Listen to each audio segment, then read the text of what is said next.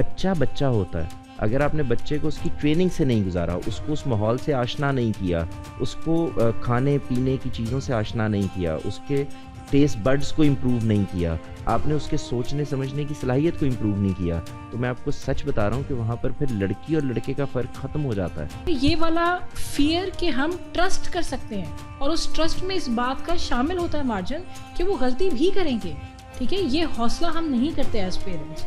मैं general parents की बात कर रही हूँ कि ये एक्सेप्टेंस कि हमारे बच्चे गलतियाँ कर सकते हैं और इसकी बात की एक्नॉलेजमेंट होना कि हाँ ठीक है, हम ऑन द गो सिखाते जाएंगे, बताते जाएंगे। हम उस स्टेप से पे जाने से पहले हम कहते हैं कि रोक ही दिया जाए, बिल्कुल बार लगा दी जाए, इनको एक्सपोजर देना चाहिए, ये एक सेफर जोन हो जाता है। मिसाल के तौर पर ये कि बेटे ये जो बड़े होते हैं ना, भाई होते हैं, छोटे बच्चे जो हैं इनके साथ शफकत की जाती है, एहसान मंदी का रवैया इख्तियार किया जाता है। जो आपके एज फेलोज़ होते हैं इनके यहाँ भी एक रिस्पेक्ट आपके अंदर रहनी चाहिए। आप जब किसी से इंटरेक्ट करें तो आपके दरमियान फासला क्या होना चाहिए, आपको कितना इंटरेक्ट करना चाहिए, किन चीज़ों को अवॉइड करना चाहिए। वो जो एकदम से नया आपको इन्वायरमेंट मिल रहा है उसके अंदर आपको एक्सटर्नल वैलिडेशन का बहुत मसला हो रहा है, उसमें आपको अपने पेरेंट्स का बहुत इशू हो रहा है। कुछ लड़कियाँ बाकायदा, मैंने खुद एक्सपीरियंस किया यूनिवर्सिटी लाइफ में, कि उनके माँ बाप का रुझान ये है कि वो दीनी है, वो उसको अबाया कहेंगे पहने, वो उसको कहेंगे कि नकाब करें। जैसे ही वो एंटर हो रही है यूनिवर्सिटी में तो उन्होंने वॉशरूम जाना है, वहाँ जाकर अपना गेटअप चेंज करना है और शॉर्ट्स में, पैंट्स में या जो भी उन्होंने कपड़े पहने हैं उसमें आएंगी। वो मॉडर्न लिबास में ही आएंगी और ऐसा लिबास नहीं होगा जो मोडेस्टी के अंदर आता है। देखिए तरबियत क्या मसला पैदा कर रही है, जहाँ से मैं कह रहा हूँ इंटरेक्शन होना ज़रूरी है, विजिलेंट होना ज़रूरी है, बच्चों को ये कम्युनिकेट करना ज़रूरी है, आपके अपने कॉन्सेप्ट्स क्लियर होना ज़रूरी है, आपका चीज़ों को जानना ज़रूरी है, आपको बच्चों को ये बताना कि देखो ये ताल्लुक़ होता है। जब तुम बाहर निकलोगी तुम्हें लोग मिलेंगे, बाज़ार में मिलेंगे, गली में मिलेंगे, मोहल्ले में मिलेंगे, बस में मिलेंगे, तो तुम्हें क्या क्या सूरतें पेश आ सकती हैं, क्या क्या करते हैं लोग, आपको कैसे अपने आप को मुतय्यन करके रखना है, तुमने अपनी जबिल्लत को मैनेज कैसे करना है। जबिल्लतें कंट्रोल करना और चीज़ होती है, जबिल्लतें मैनेज भी की जा सकती हैं। घर से ट्रेनिंग लिमिट्स की हुई थी, घर से ट्रेनिंग खुदा की दी हुई उस सलाहियत को पॉलिश करने की हुई थी, खुदा की दी हुई उस सलाहियत को शार्पन किया गया था, ना कि कोई नई बाउंड्री जो अननेचुरल है खड़ी की गई थी। तो फिर वो मेरे अपने गार्ड्स एक्टिव होते हैं, मुझे उसमें अच्छा लगने लगता है, हौसला आने लगता है, मुझे जैसे मैं होता हूँ उसको वो खूबसूरत लगने लगता है, ना कि जैसे मैं बनना चाहता हूँ उसकी एडमिरेशन मेरे अंदर पैदा हो रही होती है। अस्सलाम वालेकुम, आप सबको खुशामदीद हमारे ओपन माइक सेशन में। आज का हमारा टॉपिक है emotional shift from segregated to coeducation. हम ये बात करने वाले हैं कि अक्सर औकात हमारे ममालिक में जो स्कूल, हमारे मुल्क में जो स्कूल्स हैं वो ये हैं कि 5 क्लास के बाद FSC तक आप सेग्रीगेटेड एजुकेशन में पढ़ते हैं, यानी कि ऑल गर्ल्स या ऑल बॉयज़। उसके बाद आप फॉरेन यूनिवर्सिटी जाते हैं और वो को एजुकेशन है, लाइक आप औरत और मर्द इकट्ठे पढ़ते हैं। सही हो गया। This is a culture shock for a lot of, we'll stick to specifically ख़वातीन, कि लड़कियों को या हमें क्या प्रॉब्लम्स फेस करनी आती हैं। बाउंड्री सेटिंग के ऊपर बात करेंगे और मुख्तलिफ प्रॉब्लम्स के ऊपर बात करेंगे जो हम फेस करते हैं। मैं इसमें थोड़ा बैकग्राउंड को डिस्कस करना चाह रही हूँ कि जब हम लोग देखते हैं कि सेग्रीगेटेड जो एजुकेशन है या ऑल गर्ल्स स्कूल से जब लड़कियां जाती हैं को एजुकेशन में, तो बहुत सारी चैलेंजेस तो उनको फेस करने पड़ते हैं। लेकिन जो बैकग्राउंड है वो बेसिकली ये होता है कि माँ बाप के माइंडसेट के ऊपर होता है कि 2 तरह से माँ बाप देख रहे होते हैं।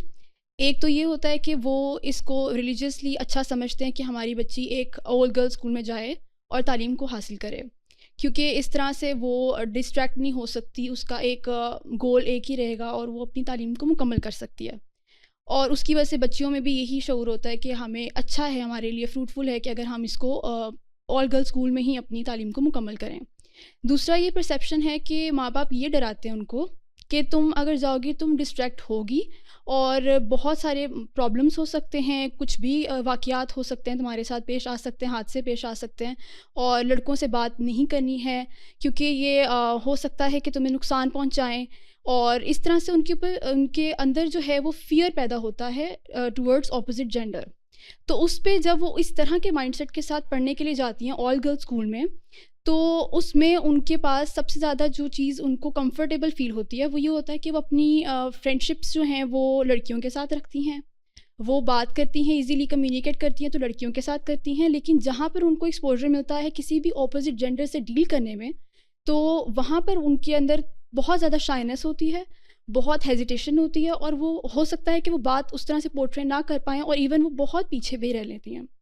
तो यहाँ पर हमने बहुत सारे अपने स्कूल्स में, अपने ड्यूरिंग स्टडीज़ हमने ये फ़ील किया कि जब हम देखते हैं ऐसी लड़कियों को कि जिनके माइंडसेट ये होते हैं कि उनके माँ बाप बहुत डरा रहे होते हैं उनको बात करने से, तो वो अक्सर दूसरे ऑपोजिट जेंडर, इवन टीचर्स भी अगर आपके साथ कोई मेल बात कर रहा हो तो उसको भी वो उस तरह से लेती हैं कि कोई नेगेटिव ही थॉट हो सकती है, या उन्होंने स्माइली फेस से बात की, या उन्होंने कोई दाद देने के अंदाज में बात की, तो उसमें भी आप ये फील करते हैं कि there is something bad in it.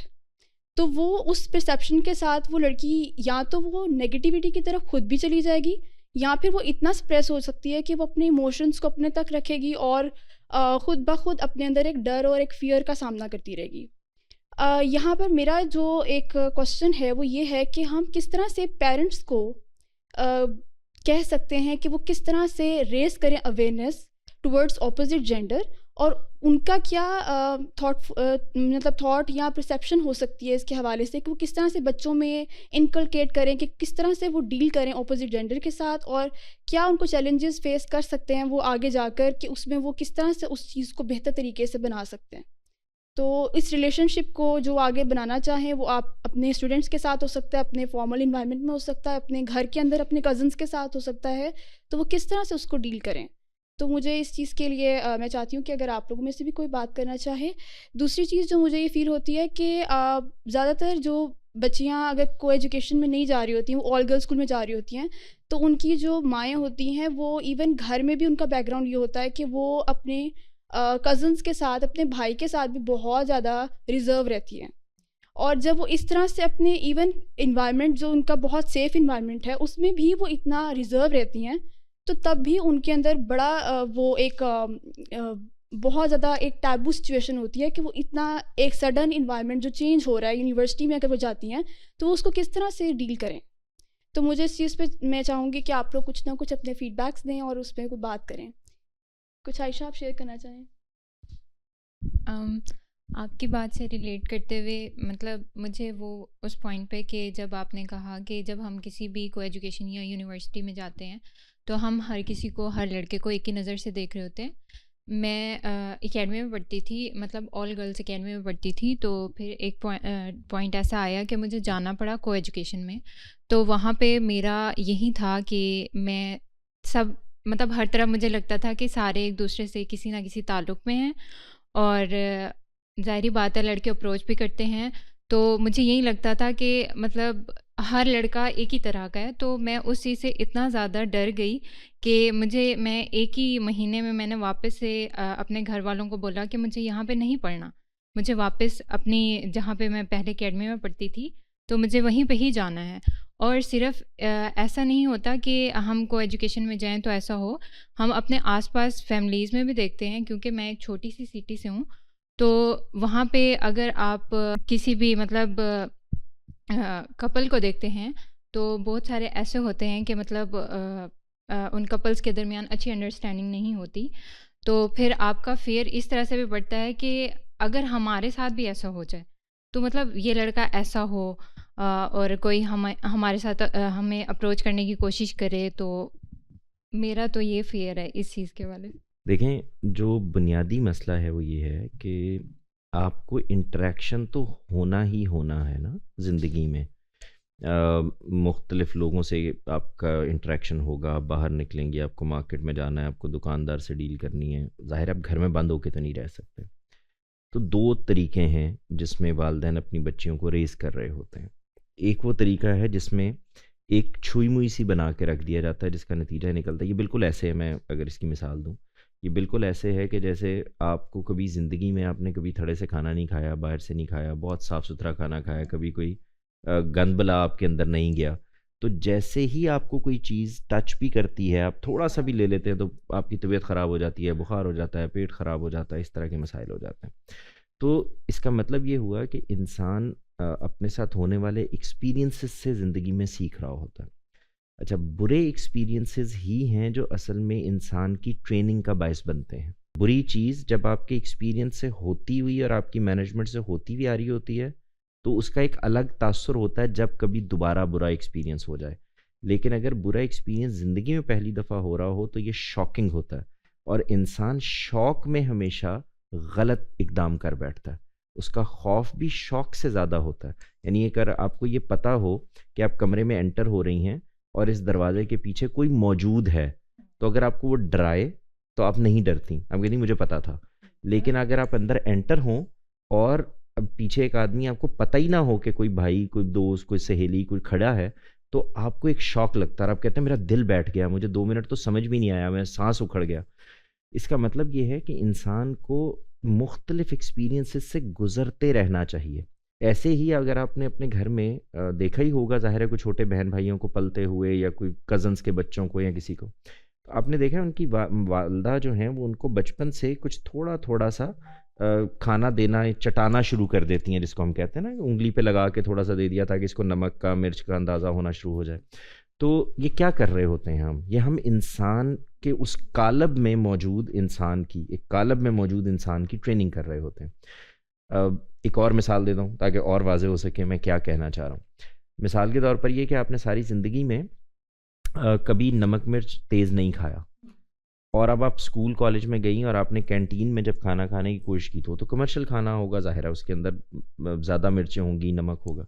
तो शुरू में आपको बहुत ज़्यादा मिर्चें लग रही होंगी, आप बहुत ज़्यादा मुसीबत में होंगे, आपसे खाया नहीं जा रहा होगा, आप घर आएँगे, आप कहेंगे मैं तो सारा दिन भूखी आई हूँ, मुझे घर से खाना दिया करें। तो एक वालिदैन वो होंगे जो कहेंगे कि मेरी बच्ची से खाना नहीं खाया जाता, लिहाजा मैं इसको साथ में खाना दूँगी, सैंडविच बना के दूँगी, फ़लाँ करूँगी, बग़ैर नमक के, बग़ैर मिर्च की चीज़ें दूँगी। एक वालिदैन वो होंगे जो ये कहेंगे कि बेटे तुम ले जाओ, लेकिन थोड़ा-सा वहाँ से ज़रूर ले लेना, ताकि तुम्हें ये पता चलता रहे अल्टीमेटली तुमने ये खाना है। तो ये क्या है? ये है वो ट्रेनिंग जिससे आप इंसान को गुज़ार रहे होते हैं। इसको भी समझना चाहिए कि ये ज़रूरत क्यों पेश आती है हमारे जैसे मुल्कों में ख़ास तौर पर कि इदारे इकट्ठे किए जाएँ, कम से कम यूनिवर्सिटी लेवल के ऊपर जब बच्चे मैच्योर हो जाते हैं तो उनको इकट्ठे पढ़ने का मौका दिया जाए। उसकी वजह ये है कि इतने वसाइल का बंदोबस्त करना कि आप अलग-अलग इदारे बनाएँ, अलग-अलग टीचर्स रखें, उनका एक्सपीरियंस, और फिर ये कि आपको अगर मेल टीचर चाहिए तो मेल का इंटरेक्शन तो हो गया, अगर आपको एडमिनिस्ट्रेशन में मेल्स चाहिए तो इंटरेक्शन तो हो गया। तो इसका मतलब ये है कि ये बहस बिल्कुल अलग है, हम इस पे आज बहस ही नहीं कर रहे कि को एजुकेशन होना चाहिए, नहीं होना चाहिए, फ़लाँ होना चाहिए। ये मेरा ख़्याल है कि अब ये आउटडेटेड सी बात है।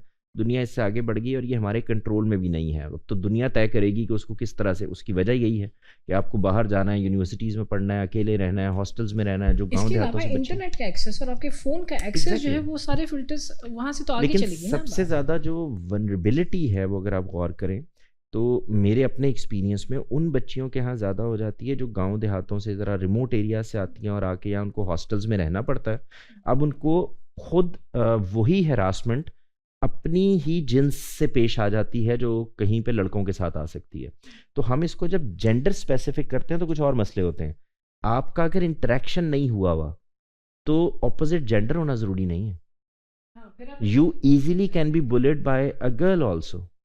आपको पीछे ट्रेनिंग करनी है ना, तो जैसे मैं आपको अगर मिसाल दूं, आपका बेटा है और आप हम बता सकते हैं जिनकी अपनी औलाद है, हम बेटे की भी अगर ये ट्रेनिंग नहीं कर रहे कि उसने लोगों से इंटरेक्ट करना है, उसने बाहर जाना है, उसको लोगों से वास्ता पढ़ना है, उसने जॉब करनी है, उसने स्कूल जाना है, उसने कॉलेज जाना है, तो आपने देखा है बच्चे, लड़के एब्यूज़ हो जाते हैं, लड़के मुख्तलिफ गलत हरकतों में पड़ जाते हैं, नशे के आदी हो जाते हैं और बेशुमार चीज़ें होती हैं। कॉलेज हॉस्टल्स के अंदर जाके सियासत शुरू हो जाती है, मार कुटाई शुरू हो जाती है। So it is not specific to gender. मैं ये सिर्फ बताना चाह रहा हूँ, हम हर चीज़ को उठा के जेंडर के अंदर ले जाते हैं। ये हो सकता है कि किसी जगह कम हो, किसी जगह ज़्यादा हो, बट बच्चा बच्चा होता है। अगर आपने बच्चे को उसकी ट्रेनिंग से नहीं गुजारा, उसको उस माहौल से आशना नहीं किया, उसको खाने पीने की चीज़ों से आशना नहीं किया, उसके टेस्ट बड्स को इम्प्रूव नहीं किया, आपने उसके सोचने समझने की सलाहियत को इम्प्रूव नहीं किया, तो मैं आपको सच बता रहा हूँ कि वहाँ पर फिर लड़की और लड़के का फ़र्क ख़त्म हो जाता है। वो तो जब वो भी जाएगा, अब इसको उलट के देखें, फ़र्ज़ करें कि एक बच्चा गया और वो को एजुकेशन में चला गया है अचानक, तो उसके लिए भी तो उतना ही बड़ा शॉक है ना, कल्चरल शॉक है। उसका तो कभी इंटरेक्शन ही नहीं हुआ, तो अब वो दोनों में से एक काम करेगा, या वो इंटरेक्ट कर नहीं पाएगा और कॉम्प्लेक्सेस में जाएगा, और या इतने बुरे से तरीके से इंटरेक्ट करेगा कि जो ख़वातीन से नहीं करना चाहिए। तो क्या हुआ है, उसको कभी वो उस पानी में उतरा ही नहीं था। आपके ख्याल में क्या हो सकता है? Because one thing that I have experience my self is कि आपके घर में जो मेल कज़न्स है ना, उसके ऊपर भी चेक एंड बैलेंस रखा जाता है कि अच्छा इधर नहीं बैठना, ज़्यादा बात नहीं करनी, भाई कहकर बुलाओ। अगर आपका सेम एज फेलोज भी हैं तब भी भाई कहकर बुलाओ। तो वहाँ से ही आपका वो चीज़ शुरू हो जाती है। तो कैसे आपको लगता है कि हमें, समझ रहे हैं मेरी बात? मैं समझ रहा हूँ। आप मुझे ये बताओ कि आपको कभी ये तो हो सकता है कि वालदा ने कहा हो कि बेटे दाल चख लो, अच्छी लगे तो खा लेना, नहीं तो छोड़ देना। यहाँ भी मामला वही है, आपको जिन चीज़ों के अंदर से रोका जा रहा होता है, आपके कभी टेस्ट बड्स को वालदैन कहकर तो इम्प्रूव नहीं कराते ना, एक्सपेरिमेंट ही कराते हैं, और आपको आहिस्ता आहिस्ता चीज़ें यहाँ अच्छी लगनी शुरू होती हैं, बुरी लगनी शुरू होती हैं। आपको किसी चीज़ की स्मेल प्रॉब्लम करने लग जाती है, किसी चीज़ की नहीं करती। लेकिन ये कि मुझे फ़लाँ चीज़ से प्रॉब्लम होता है या उसकी स्मेल तंग करती है, ये वाली बात आपको कैसे पता चलती है? आप एक्सपीरियंस करते हो। मैं बार बार इसलिए ये कह रहा हूँ कि आपके वालिदैन जब घर में भी ये काम कर रहे होते हैं तो उनको ये देखना चाहिए ना कि असल में प्रॉब्लम क्या है। आप वक्त देने के लिए तैयार हैं, आप नज़र रखने के लिए तैयार हैं, आप स्पेस देते हुए भी एक विजिलेंस में रखने के लिए तैयार हैं। यानी विजिलेंट रहना आपके बच्चों के लिए ये आपका ज़रूरी है। हम जो चीज़ आपके अंदर पैदा करने की कोशिश कर रहे होते हैं वो असल में अंदर से पैदा होनी चाहिए। मिसाल के तौर पर ये कि बेटे ये जो बड़े होते हैं ना, भाई होते हैं, छोटे बच्चे जो हैं इनके साथ शफ़क़त की जाती है, एहसान मंदी का रवैया इख्तियार किया जाता है। जो आपके एज फेलोज़ होते हैं इनके यहाँ भी एक रिस्पेक्ट आपके अंदर रहनी चाहिए। आप जब किसी से इंटरेक्ट करें तो आपके दरमियान फ़ासला क्या होना चाहिए, आपको कितना इंटरेक्ट करना चाहिए, किन चीज़ों को अवॉइड करना चाहिए। देखें, हमें ख़ुद, हम मुसलमान हैं, हमें ये क्यों कहा जाता है कि ये जो इंटरेक्शन है, जो क्लोज़ इंटरेक्शन है, जो अनअटेंडेड इंटरेक्शन है, ये ठीक नहीं है। क्योंकि इंसान के अंदर बहुत सारी चीज़ें और भी पैदा हो रहती हैं, उसकी जबिल्लतों के अंदर कुछ चीज़ें मौजूद हैं, उसके एहसासात में कुछ चीज़ें मौजूद हैं। वो कुछ चीज़ों को ऐसे एंगल से देखता है बाज़ औक़ात, एक ख़ास एज में तो बहुत ज़्यादा, जो ठीक नहीं होता। तो अब करना क्या है? ये तो नहीं हो सकता कि रोक दिया जाए। यानी मिसाल के तौर पर ऐसे घर आपने देखे होंगे ना कि जिसमें अचानक वालिद साहब को कोई ख़्याल आया और उन्होंने कहा कि तुम्हारे कज़न्स घर नहीं आएंगे। अच्छा भाई, आज तो कज़न्स घर नहीं आएंगे और कल जब मेरी शादी हो जाएगी तो हो सकता है कि मेरे 4 देवर हों, हो सकता है ना, हो सकता है कि मेरे मियाँ के यहाँ तो कज़न्स का बहुत ज़्यादा आना जाना हो। तो मुझे तो पता ही नहीं है कि मैंने इंटरेक्ट कैसे करना है। हाँ, मेरा ख्याल है ये करते क्या हैं, ये कैसे बात करते हैं। मेरा ख्याल है फ़ातिमा जहाँ बार-बार तवज्जो दिलाने की कोशिश कर रही है ना, वो प्रॉब्लम आइडेंटिफिकेशन बिल्कुल सही कर रही है आप कि ये बहुत फ्रीक्वेंटली फेस्ड इशू है और दोनों तरफ है, सिर्फ लड़कियों की तरफ नहीं है। वो जवाब साहब ने बिल्कुल सही। यानी आप ये देखें ना कि आजकल तो हमें एज पेरेंट्स, सच्ची बात अगर मैं ये बताऊं, मेरा बेटा भी है, बेटी भी है, आपके भी ऐसी सूरत हाल है। सच्ची बात यह है कि आपको दोनों तरफ उतनी ही केयर करनी पड़ती है। It is the same. Even मैं आपको ये बताऊं कि ज़्यादा खराबियां मेरे एक्सपीरियंस में लड़कों के यहाँ पैदा हो रही हैं। आई एम सो ग्लैड कि ये शिफ्ट आया है, सीरियसली। अपनी चाइल्डहुड से अब जब मेरे बच्चे छोटे हैं, आई एम सो ग्लैड कि ये शिफ्ट आया है कि पहले होता था लड़के तो जो मर्जी कर लेते हैं। हम अपने बड़ों से सुनते थे लड़कों की खैर होती है, लड़के जो मर्जी कर लेते हैं, लड़कियों के ऊपर चेक एंड बैलेंस रखा जाता है, उनकी तरबियत की जाती है। नहीं, शुक्र अल्हम्दुलिल्लाह कि अब ये शिफ्ट आया है कि आप लड़के और लड़कियों के लिए इक्वली कंसर्न है, अपॉर्चुनिटी सेम है। दुनिया इतनी चेंज हुई है पिछले 30-40 सालों के अंदर कि अब क्योंकि अपॉर्चुनिटीज़ एक जैसी सबके पास हैं, अब अवेयरनेस बेहतर हो गई है। तो अब हाँ, आपकी बिल्कुल बात सही है कि इस चीज़ के लिए इक्विप्ड करने की ज़रूरत है और इस चीज़ को ना आम होने की ज़रूरत है, या पेरेंट्स को इस बात की रियलाइजेशन की ज़रूरत है कि बहुत सारी चीज़ें मान के उन पे बात की जाएगी। ये होगा, ये जो हम बिल्कुल इग्नोरेंट हो जाते हैं ना कि नहीं हमारे बच्चे तो ऐसे हो नहीं सकते, हमारे तो ये कर नहीं सकते, ये वाली बात से आगे जाके कि हर चीज़ हमारे घर में भी हो सकती है, इसलिए तैयारी की जाए, इस जगह से बैठ के की जाए। जो वालिदैन जेंडर स्पेसिफिक नहीं होते और वो ये कोशिश करते हैं कि अपने बच्चों को इक्वली ट्रीट करें, और आज की दुनिया में तो मिसाल के तौर पर आज की दुनिया में क्या एक लैपटॉप या मोबाइल सिर्फ बेटे के पास होता है, वो तो बेटी के पास भी होता है ना, और वो माँ के हाथ में भी है, और आपको जो जिस तरफ मैं तवज्जो दिलाना चाह रहा हूँ, ज़रा सोचें, क्या आपने बाप को और माँ को, मैं जानबूझ के लफ्ज़ बोल रहा हूँ, कभी नहीं सुना कि इनके यहाँ उस सेल फ़ोन ने, उस लैपटॉप ने, उस कंप्यूटर ने, उस इंटरेक्शन ने, उस जॉब की जगह ने खराबी पैदा की है ना? तो ये क्या हुआ है? इसका मतलब ये हुआ कि एज आपके अंदर किसी चीज़ को उभार सकती है, ज़्यादा कर सकती है, लेकिन आपके अंदर जो जिबिल्लत मौजूद है वो तो किसी वक्त भी एक्टिव हो सकती है, और वो किसी के लिए भी एक्टिव हो सकती है।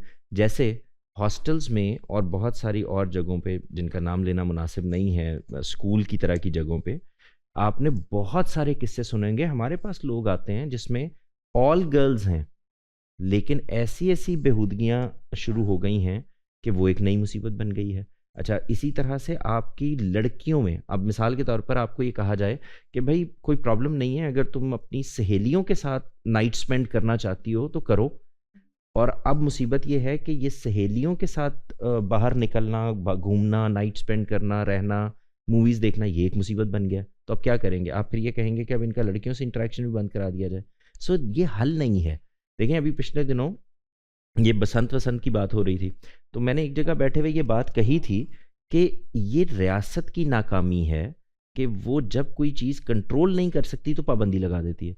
ये वालदैन की नाकामी है कि जब वो अपने इक़दार को, अपनी तहज़ीब को, अपनी सकाफ़त को कम्युनिकेट नहीं कर पाते, अखलाक नहीं दे पाते, किरदार नहीं बना पाते, तो वो चीज़ों पर पाबंदियाँ लगानी शुरू कर देते हैं। जब आप ये पाबंदियाँ लगाते हैं तो उसका नतीजा ये निकलता है कि जैसे ही आपने सारी ज़िंदगी एक कमरे में गुजारी और आप जैसे ही बाहर निकले और आपको ठंडी हवा लगी और आपको पता चला कि आप तो बीमार हो गए, इसका क्या फ़ायदा होगा आपको? उस प्रोटेक्शन का फ़ायदा क्या हुआ कि अगर आपने सारी ज़िंदगी के लिए बीमार हो जाना है?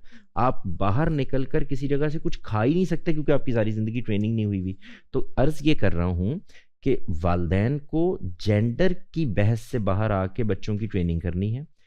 इस ट्रेनिंग का सबसे बड़ा हिस्सा ये है कि अपने ज़रा मोबाइल साइड पे रख दें, अपने लैपटॉप साइड पे रख दें और बच्चों के साथ विजिलेंट रहें।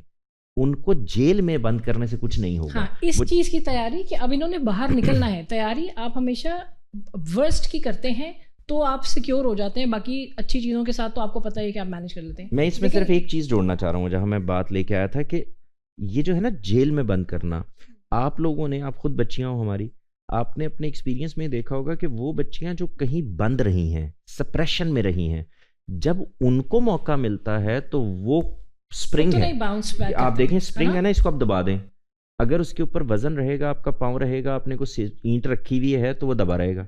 लेकिन अगर वो ज़रा सा हिल गया तो वो स्प्रिंग फिर वहाँ अपनी एक्चुअल जगह पर नहीं रहता। It will not be normal, बल्कि वो नॉर्मल होने से पहले वो बाउंस बैक करेगा, फिर वो नॉर्मल होगा। तो इसलिए सबसे ज़्यादा ज़रूरी बात यह है, जेंडर नहीं है मसला, वालदैन मसला है। वालदैन को ये ट्रेनिंग करनी है, वालदैन को आगे लेकर चलना है, आपके ये मसले हल वहाँ से होंगे। जब हम यूनिवर्सिटी में जाएंगे अगेन, मैंने ये एक्सपीरियंस किया है कि दोनों साइड से, यहाँ पे हम जेंडर बाइस नहीं होते, ख़वातीन लड़कों को एक तरह से देख रही होती हैं, रोमांटिकली इंक्लाइंड होती हैं, मर्द औरतों की तरफ या लड़के लड़कियों की तरफ रोमांटिकली इंक्लाइंड होते हैं।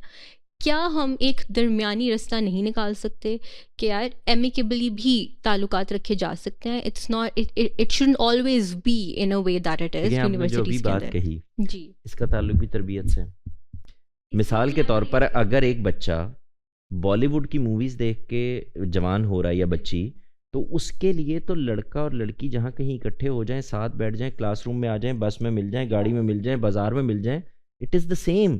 उसके लिए भाई तो एक सेकेंड, सॉरी, आपने बॉलीवुड की बात की, मुझे लगता है कि बहुत अच्छा पॉइंट रेस किया। मीडिया हमारा, आप फेसबुक निकाल लें, इंस्टाग्राम निकाल लें, आप पाकिस्तानी ड्रामाज निकाल लें, सबका एक मसला है, वो है शादी, और सारा कंटेंट ही ये है। अच्छा, तो फिर हम क्या कंटेंट हमारा कंज्यूम टॉपिक करें? शादी नहीं है। मैं जो आपको बताना चाह रहा हूँ वो क्या है, मैंने क्यों बॉलीवुड का नाम लिया।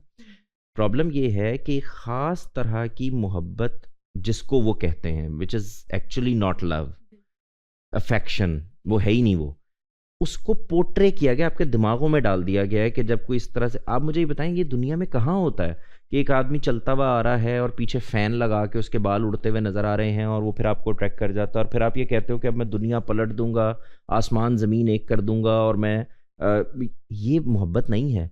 मोहब्बत तो ईसार मांगती है, मोहब्बत सामने वाले एक को खास खुश उम्र में देखना वैसे चाहती नहीं है। समझ आती जो सही बात है मैं वो जो अर्ज कर रहा हूँ वो reality ये है कि वो ईसार मांगेगी, वो सामने वाले की वेल बीइंग मांगेगी, वो आपको खुश देखना चाहेगी।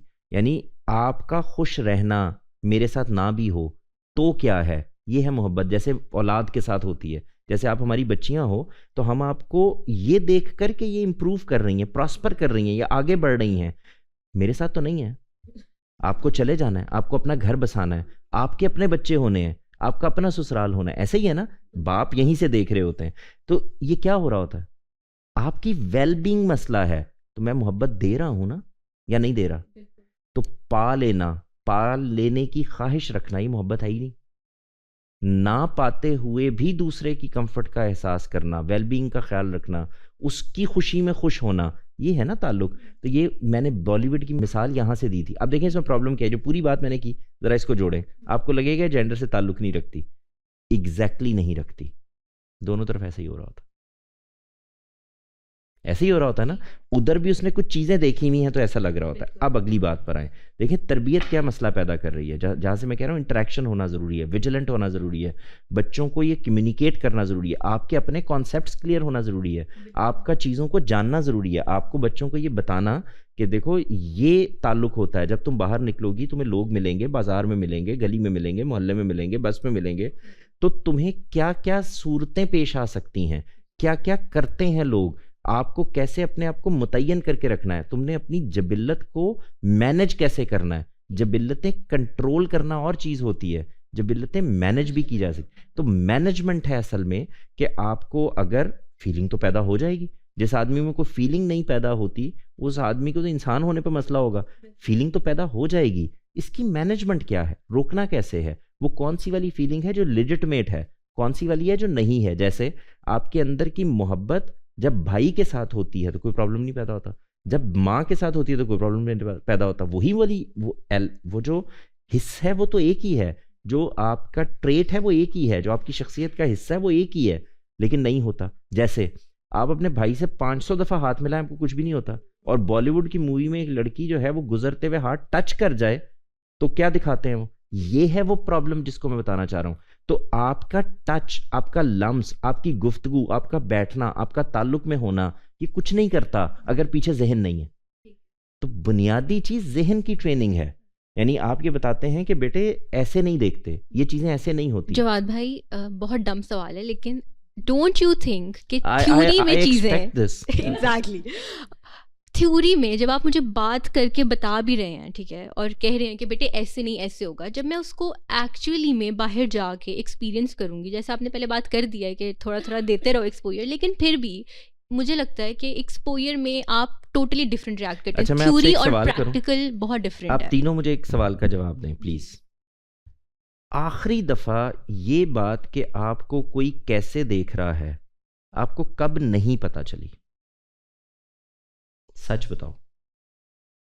किसी के देखने से हाँ आपको अंदाजा होता है, इवन आपके कजन ही क्यों ना हो, आपके घर में ही कोई क्यों ना हो, चलता है ना पता।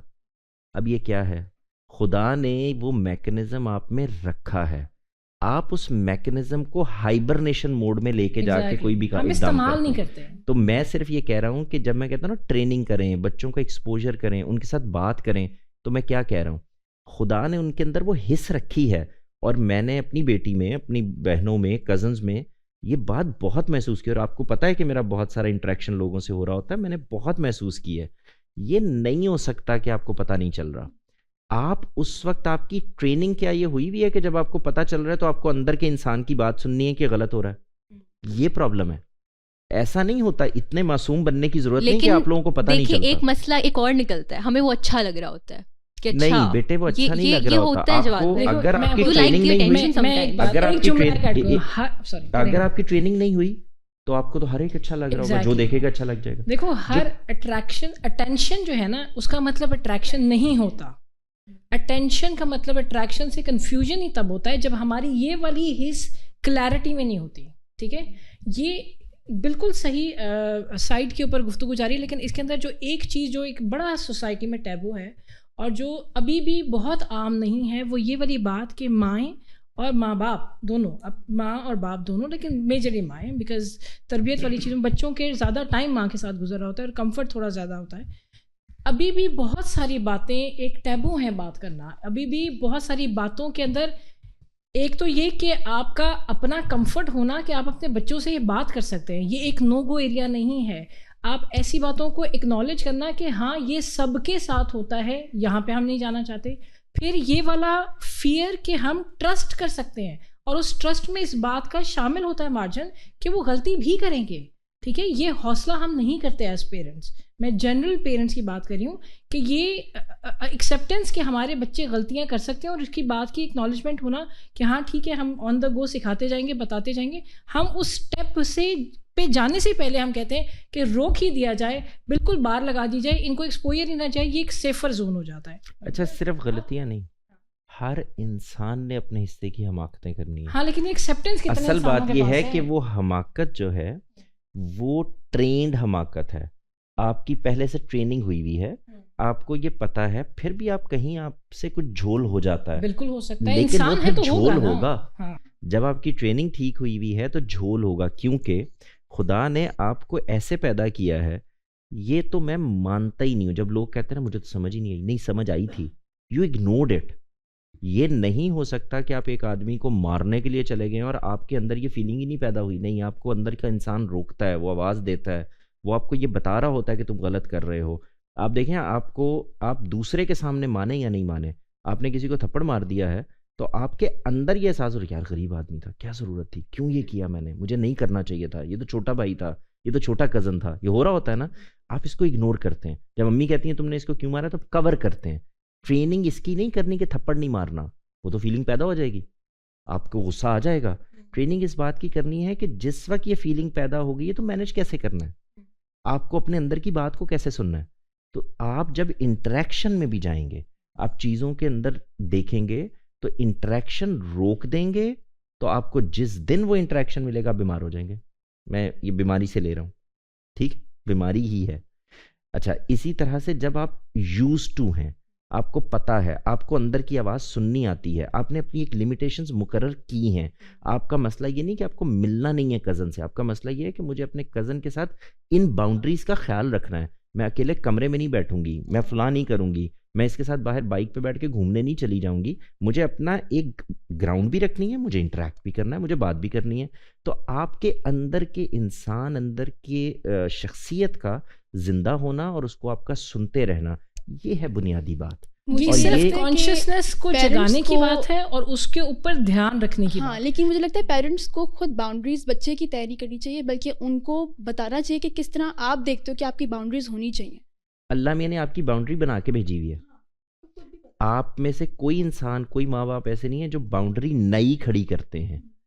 जब वो नई खड़ी करेंगे तो वो अननेचुरल होगी। उसी को तो मैंने स्प्रिंग कहा है, वो असल में जेल है, आप दबाए जा रहे हैं।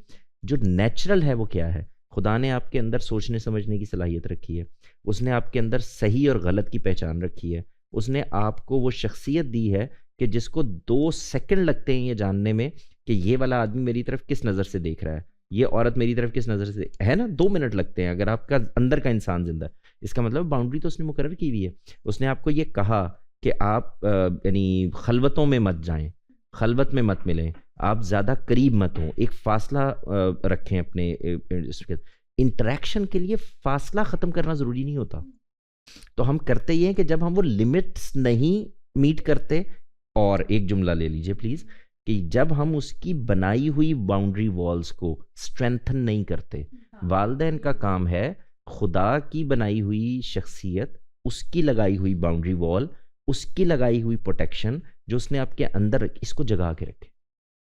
ये जब आप करते हैं तो नेचुरल होता है, फिर आपके अपने अंदर हिस्स पैदा होता। आपको ये नहीं होता कि अच्छा फलां आदमी के बारे में अम्मी से जाके आज पूछूंगी कि वो ऐसे कह रहा था, मुझे क्या करना चाहिए।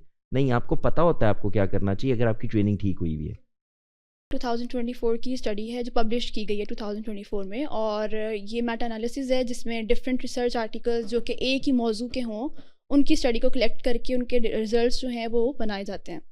तो उससे पता चल रहा था कि बहुत सारी स्टडीज़ की ये जो आगे से रिजल्ट्स निकल रहे हैं वो ये बता रहे थे कि को एजुकेशन और सेग्रीगेटेड एजुकेशन, उसमें ये देखा जा रहा था कि जो बच्चियाँ को एजुकेशन में नहीं पढ़ती वो एकेडमिकली तो बहुत अचीव कर सकती हैं, लेकिन उनमें सोशल स्किल्स नहीं इम्प्रूव होती और इंटरपर्सनल स्किल्स और इमोशनल इंटेलिजेंस जो है उनमें बहुत ज़्यादा कम हो जाती है, कॉन्फिडेंस भी लैक हो रहा होता है। तो हम जब यूनिवर्सिटी में जाते हैं तो हमने अपने इर्द गिर्द देखना है कि हमने अपने पार्टिसिपेशन रखनी है, हमने ग्रुप प्रोजेक्ट्स करने हैं, उसमें हमारे साथ जो मेल फीमेल्स दोनों मिलकर काम कर रहे होंगे। उस सारे सिनेरियो में आप अगर इस तरह की लैक ऑफ कॉन्फिडेंस फील कर रहे हैं या फिर आप एक डिस्टेंस क्रिएट किया हुआ आपने अपने अंदर, तो उसमें आप किस तरह से उसमें फ्रूटफुल तरीके से अपना आप जो है अपना पैशन जो है उसको दिखा सकते हैं। मेरे हिसाब से तो हमें ये देखना चाहिए कि जितना आप उस काम की नौयत के हिसाब से काम कर रहे हों तो वो एक पॉजिटिव वे है, लेकिन उसमें भी अगर आप सिर्फ यही सोच रहे हों कि अगला क्या सोच रहा है उसके बारे में एक आपका अपना जाविया बन रहा हो कि उसकी अप्रोच क्या है, तो मुझे लगता है कि वो बिला वजह आप अपने अंदर वक्त ज़ाया कर रहे हैं कि आप क्यों किसी के बारे में सोच रहे हैं। आपको अपने काम से काम रखना चाहिए और उसमें जो आपको प्रोजेक्ट मिल रहा है, आपको जो भी काम मिल रहा है उसमें आप कम्युनिकेट करें, उनसे बात करें। लोग रिस्पेक्ट मांगते हैं, उनको रिस्पेक्ट दें। और एक ऑपोजिट जेंडर है या आपकी तरह की एक फ़ीमेल है, उसकी तरह भी आप मतलब हर तरह के जेंडर से भी आपने कम्युनिकेट अगर करना है तो आपने उसको एक रिस्पेक्ट के अंदर रख के करना है। उसके अंदर आपने अपनी जो अपना पॉइंट ऑफ व्यू वो शेयर करना है, लेकिन एक तरीके से मैनेज करना है जिस तरह अपने इमोशंस को। सोशल ट्रेनिंग्स है ना, हाँ, ये कभी भी जेंडर स्पेसिफिक नहीं होती। और जो वालिदैन ये कोशिश करते हैं कि बच्चियों को इसमें मिसाल के तौर पर इंटरेक्ट ही ना करने दें, बच्चों को ख़वातीन से इंटरेक्ट नहीं, अपनी कज़न से बहनों से इंटरेक्ट ना करने दें। अब देखें उसका नतीजा क्या निकलता है।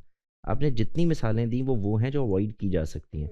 ऑफिस है नहीं करें जॉब, आप कहीं काम पे जाती ना करें, आपको कहीं बाज़ार में आप ख़वातीन के जहाँ पे कोई बैठी हुई हो बेच रही हो वहाँ चली जाया करें। प्रॉब्लम ये है कि जो आपकी अगली ज़िंदगी है उसमें ये इंटरेक्शन अवॉइड किया ही नहीं जा सकता।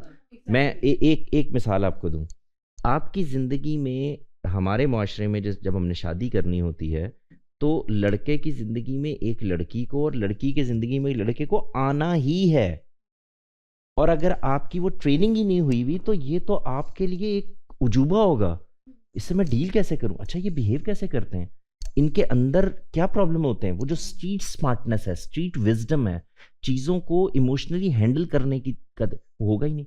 अच्छा, वो जो आदमी आपकी ज़िंदगी में आएगा, मुझे ये बताए ना कि वो कोई कोकाफ से आएगा या वो किसी और जजीरे से आएगा, किसी और सयारे से आएगा। भाई वो इसी कौम का आदमी होगा ना, यहीं पे पैदा हुआ होगा, इंसान होगा। अब उसके कोई भाई होंगे, कोई कज़न होंगे, कोई बाप होगा, कोई उसकी आगे बहनों के को मियाँ होंगे। ये मर्द ही है ना सारे, तो इंटरेक्ट तो करना ही पड़ना है। अब आप क्या करते हैं, इस इंटरेक्शन को नहीं लेते। तो आप क्योंकि मिसालें उधर की दे रहे होते हैं तो लोग आपको फ़ौरन ये जवाब देंगे कि भैया आप ना करें नौकरी, आपको इंटरेक्ट करना ही नहीं चाहिए। मेरा तो सवाल ये है कि अगर ये सोशल स्किल इंप्रूव नहीं हुई, ये आपके अंदर लोगों से डील करने का तरीका ही नहीं आपने डेवलप किया, तो इसका कोई ताल्लुक इससे नहीं कि आप नौकरी करें ना करें, आप बाहर जाएं ना जाएं, आप यूनिवर्सिटी में दाखिला लें ना लें, घर में भी आप स्ट्रगल में हो जाए, आप घर में आपको अपने भाई की समझ नहीं आ रही होगी। अच्छा, अब एक और बात मैं कहना चाहता हूँ, क्योंकि आपने ये कहा था, देखें ये जो डर है ना कि फीलिंग्स पैदा होती हैं, जिबिल्लत होती है, एक ख़ास उम्र है जिसके अंदर। मैं आपसे एक सवाल करना चाहता हूँ जो मुझे कभी समझ में नहीं आता, आप लोग भी बताएं, आप माएँ भी यहाँ बैठी हुई हैं। अगर मैं आपका पीछे से जहन निकाल दूं जिसके अंदर कोई हॉलीवुड बॉलीवुड की फिल्में और ये सब कुछ बसा हो, इसको निकाल दें थोड़ी देर के लिए और समझ लें कि आपका एक ऑन ऑफ का बटन है, मैंने आपका जो सोचने समझने की सलाहियत है, ब्रेन है, वो बंद कर दिया। अब मुझे ये बताएं कि आप अपने भाई से गले मिलती हैं, हाथ मिलाती हैं, फीलिंग क्यों नहीं होती? अच्छा, मैं अपनी माँ से, बहन से, फुप्पी से, चाची से, ताई से, जो मेरे महरम रिश्ते हैं, जो मेरी माएँ हैं, जो मेरा ताल्लुक़ है, मेरी बहन है, मेरी कज़न्स हैं, जब मैं इनसे मिलता हूँ, हाथ मिलाता हूँ, उनको प्यार देता हूँ, उनसे गले, फीलिंग क्यों नहीं होती? Feeling has nothing to do with your body. Body just reacts what you think, it acts what you think. So what I am saying is, खुदा ने वो मैकेनिज्म आखिरी दर्जे में आपके अंदर रखा हुआ है, आप उस मैकेनिज्म को खराब करते हैं। आप पहले आपके जहन के अंदर ये बात होती है कि ये बंदा या ये बंदी अच्छी लग रही है, फिर आप उसके साथ हाथ मिलाते हैं तो आप कहते हैं मुझे फीलिंग हो रही थी। नहीं, वो पीछे था कुछ। हाथ कुछ नहीं करता, हाथ तो रोज मिलाते हैं, आप अपनी बहन से मिलाते हैं, अपनी कजन से मिलाते हैं, ऑपोजिट जेंडर ही है ना। वहां क्यों नहीं होता? क्योंकि आपके जहन की ट्रेनिंग हुई है, आपको ये पता है कि मेरे खुदा ने ये लिमिटेशंस रखी हैं, ये मेरी मोहब्बत के रिश्ते हैं, ये मेरे महरम रिश्ते हैं, मुझे इनके साथ ऐसे ही बिहेव करना है। कुछ भी नहीं होता। तो इसको बिल्कुल एक्सक्यूज ना बनाएं। मैं तो जब भी मेरे पास बच्चे आते हैं, बच्चियां आती हैं, मैं कभी इस एक्सक्यूज को नहीं लेता। ये कोई एक्सक्यूज ही नहीं है। ये मैं पहले सोचता हूं, मैं पहले अपने गार्ड सरेंडर करता हूं, फिर उसके बाद ये फीलिंग होती है। यानी मुझे एक बच्ची जो मेरी बेटी है, वो अपोजिट जेंडर है भाई। एक कजन जो मेरे भाई, या एक भतीजी, एक भांजी, मेरी जितने भी रिश्ते हैं मेरे इर्द गिर्द, जहां मुझे मेरी एहतराम की ट्रेनिंग हो चुकी है, रिस्पेक्ट की ट्रेनिंग हो चुकी है, जो मेरे अंदर मौजूद था उसको उभार दिया गया है, कुछ भी नहीं होता। हम चूज करते हैं कि कहाँ हमने बीज बोना है और फिर उसको हमने गोडी करके पानी देके Exactly. बढ़ाते रहना है। तो हम खुद चूज कर बगैर रहे होते हैं। सोचे, बगैर ट्रेनिंग के जो जहन काम करते हैं, उनके यहाँ ये सब कुछ होता है। ये गंद, ये गलाजत, ये उल्टी सीधी हरकतें, ये इंटरेक्शंस, ये हर किसी के मामले में लट्टू हो जाने की कैफियत, ये जिस्म से रिलेटेड ही नहीं है। जिस्म आपके सोचे हुए को, आपके देखे हुए को, आपके एक्सपीरियंस किए हुए को, आपके चाहे हुए को एक्ट करता है। तो और यही ट्रेनिंग आप और दूसरी तरफ करना शुरू करेंगे तो वहां से बिहेव करना शुरू कर देगा। तो जब आप ये ट्रेनिंग कर लेते हैं कि मुझे लोगों के साथ जब इंटरेक्ट करना है तो किन किन चीजों का ख्याल रखना है, कुछ भी नहीं होता। आप और दिन में 100 ये लोगों ट्रेनिंग ऐसी भी बात नहीं है कि आपको हर वक्त किसी मुशक्कत में पड़े रहना है। आप एक दफ़ा पैटर्न डेवलप कर लेते हैं, आपके फोर फ्रंट में आ जाता है दिमाग के, आप बिहेव भी वहां से करना शुरू कर देते नहीं हैं। जी, आपकी शख्सियत एक्ट ही वैसे करना शुरू कर देती वही है। बिहेवियर आपका मैं बन आपको जाता ये है, वो आपका बताऊं, पैटर्न बन जाएगा डिफॉल्ट। 2 मिनट लगते हैं आपको। मैं अभी आपको, आप यूनिवर्सिटी स्कूल में सब बच्चियां जाती हैं, मैं अभी आपको पूछना शुरू करूँ ना कि आपके कौन कौन से क्लास फेलोज़ हैं जिनके बारे में आपका ख्याल है कि बहुत शरीफ लड़का है, और कौन से ऐसे हैं जिनके बारे में आपको पता है कि ये बहुत ख़राब लड़का है। इसकी क्या वजह है कि वो जानने के बावजूद के ख़राब लड़का, आप लोगों का इंटरेक्शन शुरू हो जाता है।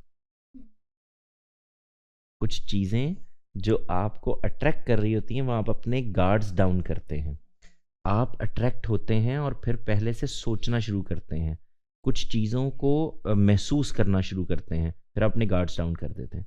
And then you do not just interact, आप फिर इन्वॉल्व होना शुरू हो जाते हैं। और क्या होता है, आपने अपने अंदर पैदा होने वाली वो कैफियत जो कुछ दिन पहले आपके अंदर पैदा हो रही थी कि मुझे नहीं, करीब नहीं जाना, ये बंदा अच्छा नहीं है, इससे मुझे इंटरैक्ट नहीं करना, मुझे इसके साथ कोई बात नहीं करनी, मुझे क्लास में भी इससे ज़रा दूर रहना है, वो क्यों एकदम से ख़त्म हो जाता है? आप मुझे बताएं। मैंने जो बॉलीवुड की मूवी की नहीं बात की खत्म थी, होता, आप रोज सोच सोच के उसको दफन कर रहे नहीं होते हैं। एकदम से मुराद ये है कि आपके अंदर वो फीलिंग एकदम से कहीं पैदा होती है और आप उसको कंट्रोल ही नहीं कर पाते। देखिए, मैं आपके सामने एक सिनेरियो रखता हूँ।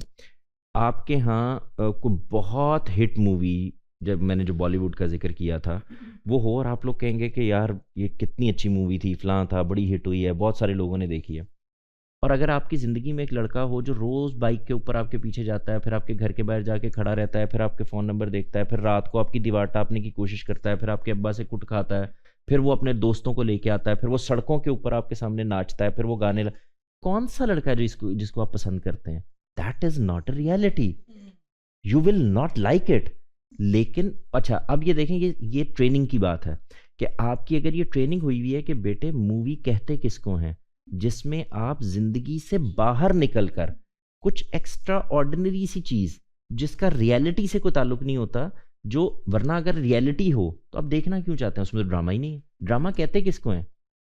आप कुछ एक्ट कर रहे हो, इट इज फेक। मैंने अभी जो आपको मिसाल दी है, ये क्या बात हुई?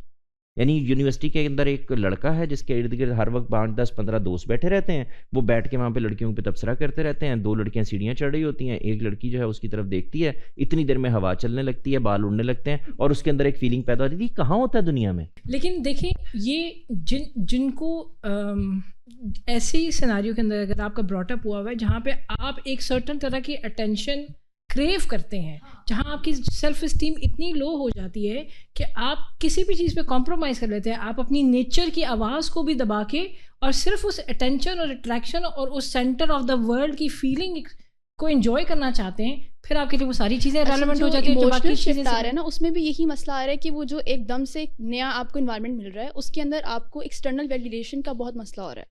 उसमें आपको अपनी पेरेंट्स का बहुत इशू हो रहा है। कुछ लड़कियां बाकायदा, मैंने खुद एक्सपीरियंस किया है यूनिवर्सिटी लाइफ में, कि उनके माँ बाप का रुझान ये है कि वो दीनी हैं, वो उसको अबाया कहेंगे पहने, वो उसको कहेंगे कि नकाब करें। जैसे ही वो एंटर हो रही है यूनिवर्सिटी में, तो उन्होंने वॉशरूम जाना है, वहाँ जाकर अपना गेटअप चेंज करना है और शॉर्ट्स में, पैंट्स में, या जो भी उन्होंने कपड़े पहने हैं उसमें आएंगी। वो मॉडर्न लिबास में ही आएंगी और ऐसा लिबास नहीं होगा जो मोडेस्टी के अंदर आता है। ठीक है, तो वो क्यों आ रहा है? वो अपने घर वालों से भी झूठ बोल रही हैं और वो घर से झूठ बोलकर आके यहाँ पर जो भी कर रही हैं उसके बाद वो उनको बताएंगी नहीं। उसी तरह क्यूरियोसिटी है उनके अंदर कि वो जो उनके माँ बाप ने माइंडसेट बनाया हुआ है कि लड़का इसी तरह अप्रोच करेगा नेगेटिविटी के साथ, तो वो उस चीज़ को जब पॉजिटिविटी के साथ देखेंगी तो वो उस तरफ अट्रैक्ट होंगी, और उस तरफ अट्रैक्ट होने की वजह से वो रिलेशनशिप पे बहुत अर्ली एजेस में आ जाएंगी, जब उनको ऐसा कोई इंसान मिल सकता है जो रिलेशनशिप ही ना वो गलत चॉइस है ना, ले वही सके। बात है ना कि वो जो सप्रेस करने वाले, जो स्प्रिंग और वाली फिर बात कर रहे ब्रेकअप्स थे। और ये सब चीज़ें, तो वो अच्छा, मेंटली इसमें भी बहुत देखो एग्जॉस्ट कर आपने रहा है। बेटे, ये भी सीखने की चीज़ है। आपने एक लफ्ज़ बोला मॉडेस्टली, लिबास मॉडेस्ट नहीं होता, आप मॉडेस्टली लिबास पहनते हैं, है ना, आपकी शख्सियत मॉडेस्ट होती है। अब अगर एक माँ बाप ने ये कहा है कि बुर्का पहनना चाहिए, फ़र्ज़ करें एक माँ बाप ने कहा चेहरा ढांपना चाहिए, तो मुझे तो बात ही नहीं समझ में आई हुई। तो अब मैं देख रही हूँ, मिसाल के तौर पर मैं कॉलेज पहुँची और मैंने देखा कि भाई यहाँ तो 500 लोग जो हैं वो इसके बगैर हैं और ठीक है, सही लग रहे हैं, तो मैं भी आऊँगी और आके मैं अपने वॉशरूम में जाऊँगी और जाके चेंज करके बाहर आ जाऊँगी और जाते हुए फिर पहनूंगी, चली जाऊँगी। क्यों? इसलिए कि बताना तो ये था कि बेटे तुम्हें खुद को ढांप के रखना क्यों है, ये बताना था कि तुम्हें अपने आप को प्रोटेक्ट करना क्यों है, ये बताना था कि ये रोकने की वजह क्या है। तो जब अंदर वो चीज़ पैदा कर देनी थी, तो अब क्या होगा? देखें, आपको बचपन से, जिस दिन से आप लोग पैदा हुए हैं, मैं पैदा हुआ हूँ, ये यहाँ हमारे बच्चे खड़े हैं कैमरे के पीछे, पैदा हुए हैं, क्या वजह है कि हमें आज हम कहीं से थोड़ा सा कपड़ा उठ जाए तो डिस्कम्फर्ट होती है, हल्का सा कहीं ये अंदाज़ा हो रहा हो कि यार मेरी ना थोड़ी सी कोई कमीज़ कहीं से उठी हुई है, हो रही होती ना टेंशन। अब दुपट्टा ठीक कर रहे होते हैं, मर्द जो हैं वो अपने को कोट ठीक कर रहे हैं, कोई कमीज़ ठीक कर रहे हैं, क्यों? आपने बचपन से उसको लिबास में रखा है, लिबास में रखा है ना, तो उसके अंदर वो चीज़ खुद ब खुद पैदा हो गई है कि अब जब उससे आइडेंटिटी आपकी कवर्ड होने के साथ डेवलप हुई है, तो जब वो मुख्तलिफ होगी। अच्छा, आप ज़रा दूसरी मिसाल लें, कुछ माएँ बाहर और हमारे यहाँ भी, वो बचपन से कहती हैं अभी तो बच्ची है, अभी तो बच्चा है, तो वो इंतहाई बेहुदा किस्म के कपड़े उनको निकरों में घुमाना शुरू कर देती हैं, सारी दुनिया के सामने नहलाना शुरू कर देती हैं। नतीजा क्या निकलता है? आपने उसके अंदर वो जो एक शर्म और अपने बारे में एक रिस्ट्रिक्शन, यानी एक रिस्ट्रिक्शन है मेरे देखने में।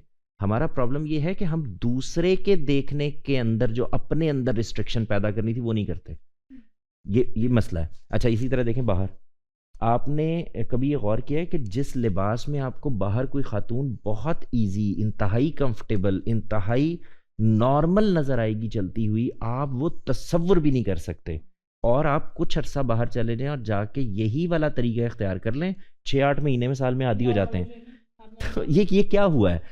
कपड़ा आपके अंदर के अखलाक को, आपके अंदर के किरदार की रिफ्लेक्शन होता है, आप अपने बारे में कितने प्रोटेक्टिव हैं ये होता है। आपके अंदर ये चीज़ पैदा कर दी गई है कि आपकी शख्सियत ऐसी होनी चाहिए, किरदार ऐसा होना चाहिए जो अट्रैक्टिव हो, ना कि आप अपने आप को एक्सपोज करके दिखाना चाहते हैं। आपने अभी बाउंड्रीज़ की भी बात की और ये भी कि मतलब ये घर से ट्रेनिंग होती है, लेकिन अगर मैं जाऊँ अपने फ्रेंड्स के सर्कल में और वहाँ पे ये चीज़ बहुत ज़्यादा डिस्कस हो रही हो कि मतलब वो फ़लाँ बंदे के साथ ताल्लुक़ में है या वो फ़लाँ किस्म का लिबास पहनती है, मेरे हर तरफ यही चीज़ हो कि मतलब ये चीज़ बहुत ज़्यादा आम है और मुझे घर से ये रिस्ट्रिक्शन हो कि मैंने सिर्फ उस ख़ास तरह का लिबास पहनना है, तो मुझे क्यों ऑकवर्ड फील होता है कि मतलब मेरे हर तरफ तो ये चीज़ नॉर्मल है लेकिन सिर्फ मेरे पे ये पाबंदी है, तो मुझे तो इस तरह से फील होगा बेटे ना मैं फिर। तो तनकीद इस पे कर रहा हूँ कि वालदैन का काम आपको पैकेजिंग फराहम करना है, लेकिन पैकेजिंग के अंदर ही रखना नहीं है। आप पैकेजिंग में रहना चाहते हैं, आपकी कंफर्ट वो बन गई है, आप इसी में महसूस करते हैं कि हाँ यार मेरी शख्सियत इसी में है। ये कितनी अजीब बात है, कभी आपने सोचा है कि अगर मैं अपने आप को शो करके किसी की अट्रैक्शन ले रहा हूं, मैं क्या कर रहा हूं? I become a show piece. यानी मैं किसी की आंखों की ठंडक क्यों बनना चाहता हूं भाई? मैं क्या कर रहा हूं? मुझे मेरी कंफर्ट चाहिए। अच्छा अब देखें इस जुमले को लोग गलत कहाँ से इस्तेमाल करते हैं, कभी आपने गौर किया? वो इंतहाई बेहूदगी कर रहे होंगे और कहेंगे कि आई एम कंफर्टेबल। आपको क्या प्रॉब्लम है? नहीं, you were not comfortable, you actually become comfortable, you became on the position where you feel you are comfortable. आप आज ये फैसला कर लें कि मुझे ऐसे रहना है, तो आप क्या करेंगे? आप पहले अपने घर में कोशिश करेंगे, फिर कजन्स में कोशिश करेंगे, फिर बहनों में कोशिश करेंगे, फिर थोड़ा सा बाहर निकलेंगे, फिर उसके बाद आप एक आध दफ़ा यूनिवर्सिटी जाएंगे और वहाँ जाके लड़कियों में बैठेंगे और वो हरकत करेंगे, और फिर थोड़ी देर के बाद आपको लगेगा अच्छा अब तो सबने देख ही लिया, तो फिर वहाँ ये इट इज़ अ प्रोसेस। आज जब हम ये कहते हैं ना कि नहीं बाहर जो बच्चियां पैदा होती हैं वो तो उनको तो कोई प्रॉब्लम नहीं होता, वो तो इस तरह के कपड़े भी पहन लेती हैं, फलां भी कर लेती, भाई वो पहले दिन उनको वही पहनाया जा रहा है, वो देख ही वो रहे हैं, तो ट्रेनिंग शिफ्ट हो रही है। लेकिन इंसान खुद को छुपाना ही चाहता है। मैं अब इसकी मिसाल देता हूं आपको। बाहर किसी ने कपड़े पहने हुए हों पूरे मगरिब में और वो कहीं से एक्सपोज हो रहा हो, तो ठीक करता है या नहीं? और जब वो खुद इस जगह पर आ जाए कि देख लें मुझे तो कोई फर्क नहीं पड़ता, तो इसलिए कहने की कोशिश कर रहा हूँ, ये हमारे यहाँ भी होगा। आपने देखा होगा अपने घरों में ख़वातीन अपना दुपट्टा ठीक करेंगी, वो अपने आप को एक्सपोज नहीं होने देंगी, तहजीब में के दायरे में बैठेंगी, ख़ुद को बैठने का एक तरीका सिखाया जाएगा। भाई ऐसे शुरफा ऐसे बैठते हैं, टांगों पे टांगे रख के नहीं बैठती ख़वातीन। इस तरह की है ना बहुत सारी चीज़ें हमारी माएँ बताया करती थी। यही लड़कों के साथ होता है। मैं अब यहाँ वो मिसालें देना नहीं चाहता जिसमें इंतहाई घटिया हरकत करते हुए आपको सड़क पे मिल जाएंगे, आपको चौराहे पे मिल जाएंगे, आपको बसों में मिल जाएंगे, इंतहाई ऑड किस्म के लिबास के अंदर मिल जाएंगे, इंतहाई फंसी हुई किस्म की पैंटें पहन के बाहर घूम रहे होंगे। तो हर आदमी कहेगा ना, हर शरीफ आदमी देख के यार क्या कर रहे हो? मुझे इसलिए अच्छा नज़र आना चाहिए ताकि मैं सेटिस्फाई हूँ। मुझे अच्छा लग रहा है कि मैं एक्सपोज नहीं हूँ, मुझे लोग देख नहीं रहे, मुझे लोग ताड़ नहीं रहे, मैं नंग धड़ंग नहीं घूम रहा, मैं एक अपनी प्रोटेक्शन के अंदर हूँ। ये मैं हूँ, मैं शो पीस नहीं हूँ, मैं बिकने के लिए थोड़ी खड़ा हूँ, मैं किसी दुकान के किसी शोरूम में थोड़ी पड़ा हुआ हूँ जिसको अपने आप को एक्सपोज करके अपने आप को बेचना है। तो ये वो चीज़ें हैं जो ट्रेनिंग से आएंगी। आखिरी बात ये है कि ये इंटरेक्शन जो आप चाहती हैं इसका सारे का सारा ताल्लुक ट्रेनिंग से है। मैंने ऐसी बच्चियां देखी हैं जो जब इंटरेक्ट करती हैं बहुत अच्छे तरीके से करती हैं, उनको उनकी लिमिट्स पता है, वो उन लिमिट्स को कभी क्रॉस नहीं होने देती, क्योंकि घर से ट्रेनिंग लिमिट्स की हुई थी।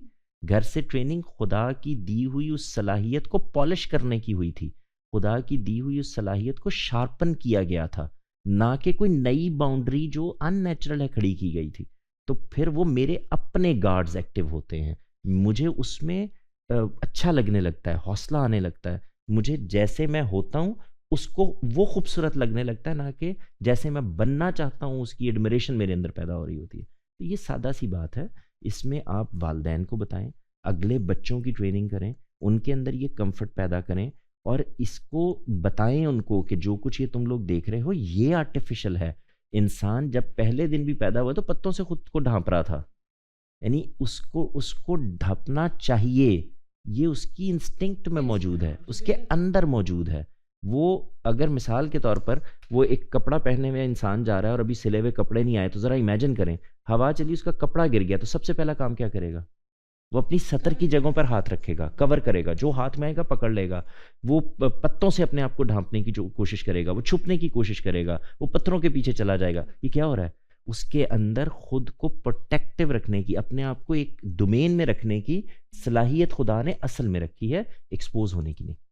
तो वही बात है, सब बातों की बात यही है कि ट्रेनिंग आपके घर की है, आपकी अपने अंदर की ट्रेनिंग है, और सीरियस नोट पे बात कहूँगी कि औरतों की जो है वो 6 हिस्से होती है कहा जाता है। तो वो बच्चों को ये है कि आप लोगों को पता चल जाता है कि कौन किस तरह देख रहा है, क्या कर रहा है, और हम खुद ही फिर अलाउ करते हैं उनको।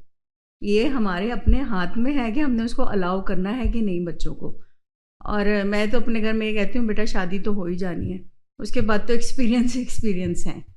तो ये चीज़ें हैं कि ट्रेनिंग आपके घर की है।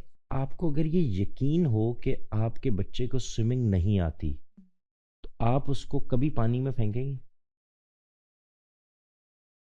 हमारा प्रॉब्लम ये है कि हम ये कहते हैं कि जब सर पड़ेगी तो हर बंदा सीख जाता है। नहीं, वो सीखता नहीं है, वो रोते धोते एडजस्ट करता है। इसीलिए हमारे यहाँ लोग साथ में जीते नहीं हैं, साथ में मरते हैं। आपको उनको वो इंटरेक्शन सिखाना है, उनको थोड़ा सा ये मौका देना है कि वो अपने एक्सपीरियंसेस से खुद जान सकें कि जब लोगों से इंटरेक्ट किया जाता है तो जैसे आप बच्ची को ये कहते हैं कि भाई कुछ खाना बनाना सीख लो, या थोड़ा बहुत को अंडा बनाना ही सीख लो, कुछ देख लो कि ये बर्तन कैसे धोते हैं, सफाई के। अब बच्चे को कह रहे होते हैं तुमने कल कमाना है, तुम्हें बाहर जाना चाहिए, तुम्हें लोगों से इंटरेक्ट करके सीखना चाहिए। ये आपने डोमेन्स तय किए हैं उनकी, ये डोमेन्स उनको तय करने देना। आप उसको उसकी शख्सियत का पूरा जो इजहार है, वो हो सकता है कि एक बच्ची का ये हो कि वो बाहर जाके इंटरेक्ट करना चाहती है। वो बहुत, आपने देखा होगा तो आपकी एक बेटा और बेटी हो ना, तो बाज़ औक़ात बेटी ज़्यादा कॉन्फिडेंट होती है। आप बेटे से कहें कि जाके वो फलां अंकल खड़े हैं ना, उनसे कोई बात पूछ के आओ, तो वो नहीं जाता, बेटी भागती भी जाती है, यदि मैं पूछ के आती हूँ। अच्छा, इसका नतीजा क्या निकलता, इसका मतलब क्या है? इसका मतलब ये है कि अल्लाह ताला ने नेचुरल सलाहियतें रखी हुई हैं। जब हम नेचुरल सलाहियतों को बांधने की कोशिश करते हैं तो हम गलत कर रहे होते हैं। आप अपनी बच्ची को, आप अपने बेटे को, आप मिसाल के तौर पर आज के दौर में बाज़ लोग ये कहेंगे कि हमने तो अपने बच्चों को कंप्यूटर नहीं दिया हुआ। भाई, जुल्म कर रहे हैं आप। उसकी वजह ये है कि कल वो ज़िंदगी में आगे ही नहीं बढ़ सकेगा। कंप्यूटर दें ताकि कल जब वो आपका मरहूने मिन्नत ना हो और उसको कंप्यूटर भी मुयस्सर आ जाए, तो वो पागलों की तरह कंप्यूटर की तरफ ना दौड़ पड़े। अगर मैं आपको एक कमरे में बंद कर दूं 1 महीने के लिए और खाना ना दूं, हफ्ते के लिए बंद कर दूं, आपको जैसे ही मैं दरवाज़ा खोलूं और सामने गंद पड़ा हुआ हो, यानी गंदा खाना, मक्खियां हो, आप सोचेंगे एक दफ़ा। आपकी प्यास, आप सहरा में हैं, 2 दिन पानी मुयस्सर नहीं आया, आपको गदला पानी, गंदा पानी, आपके सामने जानवर पानी पी रहे होंगे, आप उसके अंदर हाथ डालते पानी पीना शुरू कर देते हैं। ये क्या हुआ है? आप चीज़ों को जब उनको इंटरेक्शन से नहीं गुजारते, एक्सपोजर नहीं देते, उनको उस एक्सपीरियंस से गुजरने नहीं देते, थोड़ा थोड़ा पानी देते नहीं रहते। कि माएँ मैंने खुद देखी, वो शोरबा बना हुआ है ना घर पे, तो हल्का सा हाथ को लगा के तो उसकी ज़बान को लगाते थे बच्चे को, ताकि वो आदी हो जाए। और अगर वो लगा ही नहीं गया कभी, आपने देखा है बाज़ माओं के बच्चे जो हैं वो खाना नहीं खाते, तंग पड़ी हुई होती, ये बहुत चूज़ी है, ये सिर्फ चिकन ही, भैया आपने बचपन में दिया ही चिकन हो। तो ये शख्सियत भी हो सकती है, लेकिन ट्रेनिंग है जो असल में। तो मेरा कहना सिर्फ ये है कि आप बच्चों को, बच्चियों को, जब सर पड़ेगी तो देखी जाएगी, पर मत छोड़ें। हमारे यहाँ डिजास्टर इसी से होते हैं। वो मैंने सीरियस नोट करने के लिए बात की थी कि शादी तो हो ही जानी है, लेकिन है यही कि बच्चों को उनकी आज़ादी दें। अब मेरे साथ मेरी दोनों बच्चियां आई हैं, इन्होंने अपने जो है एजुकेशन का फैसला जो भी आगे ये करेंगे कि खुद करते हैं। मैं वो बात सीरियस नोट के लिए थी कि बहुत सीरियस माहौल जा रहा था, तो मैं थोड़ा सा चुटकुला छोड़ता है कि बच्चे हैं तो वो शादियां तो हो ही जानी है, लेकिन है बिल्कुल यही कि जब तक आप एक्सपीरियंस नहीं करते, चाहे वो आपके बच्चे हैं, इवन दो कि हम अभी भी हम एक्सपीरियंस कर रहे हैं और हम टिल द एंड पूरी ज़िंदगी करेंगे। अब मैं कहूँ मैं बहुत समझदार हो गई, मैं इस एज में नहीं, 80s में जाके 60 में, पता नहीं जितनी भी लाइफ है हमारी, हमें नहीं पता कि आगे क्या एक्सपीरियंस होने हैं हमारे साथ। तो ज़िंदगी तो सारा सीखने का ही नाम है। मेरे नज़दीक ये मामला जो है ना, ये बेस का है, एक्सपोजर का है, क्लैरिटी का है। ये सिर्फ वो नहीं है कि अगर आप इतने अरसे तक एक ही तरह के तालीमी निज़ाम में पढ़ते रहे और आपको को एजुकेशन में भेज दिया गया तो आपके जज्बात फ्लडेड हो गए हैं। मुझे ये लगता है कि अगर आप खुद बहुत भरे हुए हैं ना, तो फिर आपको अफेक्ट नहीं करता कि आपके साथ बैठा हुआ बंदा, उसका जेंडर एक लड़की है या लड़का है, और उसको देखकर आपके जज्बात कोई उस तरह से होते हैं या नहीं होते। और दूसरी बात ये होती है कि मेरा अपना एक्सपीरियंस ये है कि जो महरूमी होती है ना, वो अपने साथ बहुत सारी चीजें लेकर आती है। जैसे अभी आप लोग डिस्कशन कर रहे थे, जितना रिजिड आपके घर का माहौल होगा ना, उतना आप ज्यादा अट्रैक्ट करेंगे इन चीजों की तरफ। और दूसरी बात ये कि जो पेरेंट्स की साइड पर होता है ना, उमूमन जितना मैंने देखा वो ये कि बच्चियां अट्रैक्ट होती हैं अटेंशन से। आपको हर वक्त एक बंदा मैसेज पे मौजूद है, आप थोड़ा सा मुंह बनाते हैं, वो 50 दफा सॉरी करता है, तो ये चीज उनको अपील कर रही होती है। तो अगर माँ बाप थोड़ा सा इस मामले में उस जो जो उनकी वो वाली एक सर्टन एज होती है ना, उसके दरमियान में प्यार मोहब्बत खुद वाला देना शुरू कर देना, तो शायद बाहर वाली चीज उतनी ज्यादा अट्रैक्टिव ना रहे। और दूसरी एक और चीज पॉइंट मैंने ये बताना था कि अभी सब लोग ये कह रहे हैं कि चूंकि वो लड़के होते हैं और वो थोड़ा सा अटेंशन शो कर देते हैं तो बच्चियां उसमें आ जाती हैं। लड़कियां खुद भी अपने लिए आसानी चाहती हैं, सहूलत चाहती हैं। वो समझती हैं कि इस तरह का कोई भी जो अट्रैक्शन है ना, वो उनके लिए भी फायदे का बायस बनता है। जैसे फॉर एग्जाम्पल आपके कोई नोट्स हैं, तो अगर आप किसी के साथ इस तरह के अच्छे से रिलेशन में है, वो आपको कॉपी करवा देगा, आपको कहीं खाने पे ले जाएगा, घुमाने ले जाएगा, तो उनको भी बेनिफिट्स मिल रहे होते हैं। तो वो दोनों तरफ से अपने बेनिफिट्स को उन्होंने जज्बात का नाम दे दिया है।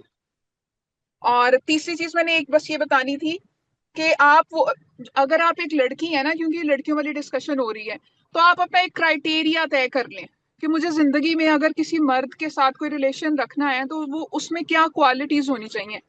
तो फिर आप सबकी तरफ अट्रैक्ट कभी नहीं होंगे। आपने अपना एक डिफाइन कर लिया ना कि लाइक वो कमाता होगा, उसकी कोई फैमिली होगी, वो सर्टन तरह से रहता होगा, उसके बाद सर्टन तरह की डिग्री होगी, तो फिर हर दूसरे तीसरे लड़के, आप 50 लड़कों में भी सारा दिन काम करेंगे या पढ़ेंगे?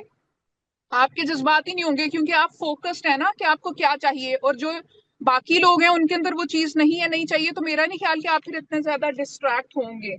और दूसरी बात ये है कि जो इस उम्र में होने वाले रिलेशन है ना, वो सही आप लोग बात करें कि मीडिया या बॉलीवुड इन्फ्लुएंस होते हैं, लेकिन अगर किसी बच्चों को, जितना मतलब मैंने अपने जूनियर्स में देखा है, किसी को ये समझा दिया जाए ना यार इनमें से लॉन्ग लास्टिंग कितने होंगे, चलते कितने हैं, तो क्या आप लोग लड़कियां इतना सस्ता या इतना सादा खुद को कर लोगे कि किसी का टाइम पास बनने के लिए करना चाहो?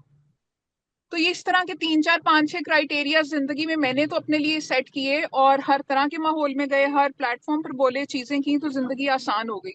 एक ये कि पेरेंट्स बच्चों के साथ इन टच हों, और अगर आप घर से बच्चे को हर रोज सुबह हग करते हैं, मतलब पूरे दिन में कहीं उसको जरूरत होती है तो आप बैठ के सुन लेते हैं, फतवा नहीं लगाते या जजमेंटल नहीं हो जाते, यहाँ तुम्हारी गलती थी, तो शायद दूसरा देने वाला लड़का अगर उसको अट्रैक्शन के लिए अप्रोच भी करता है, या लड़की किसी लड़के को अप्रोच भी करती है, तो उसके लिए बहुत ज्यादा उस तरफ जाना इंक्लिनेशन नहीं होगी, क्योंकि वो तो उसको घर से भी मिल रहा है। सही है।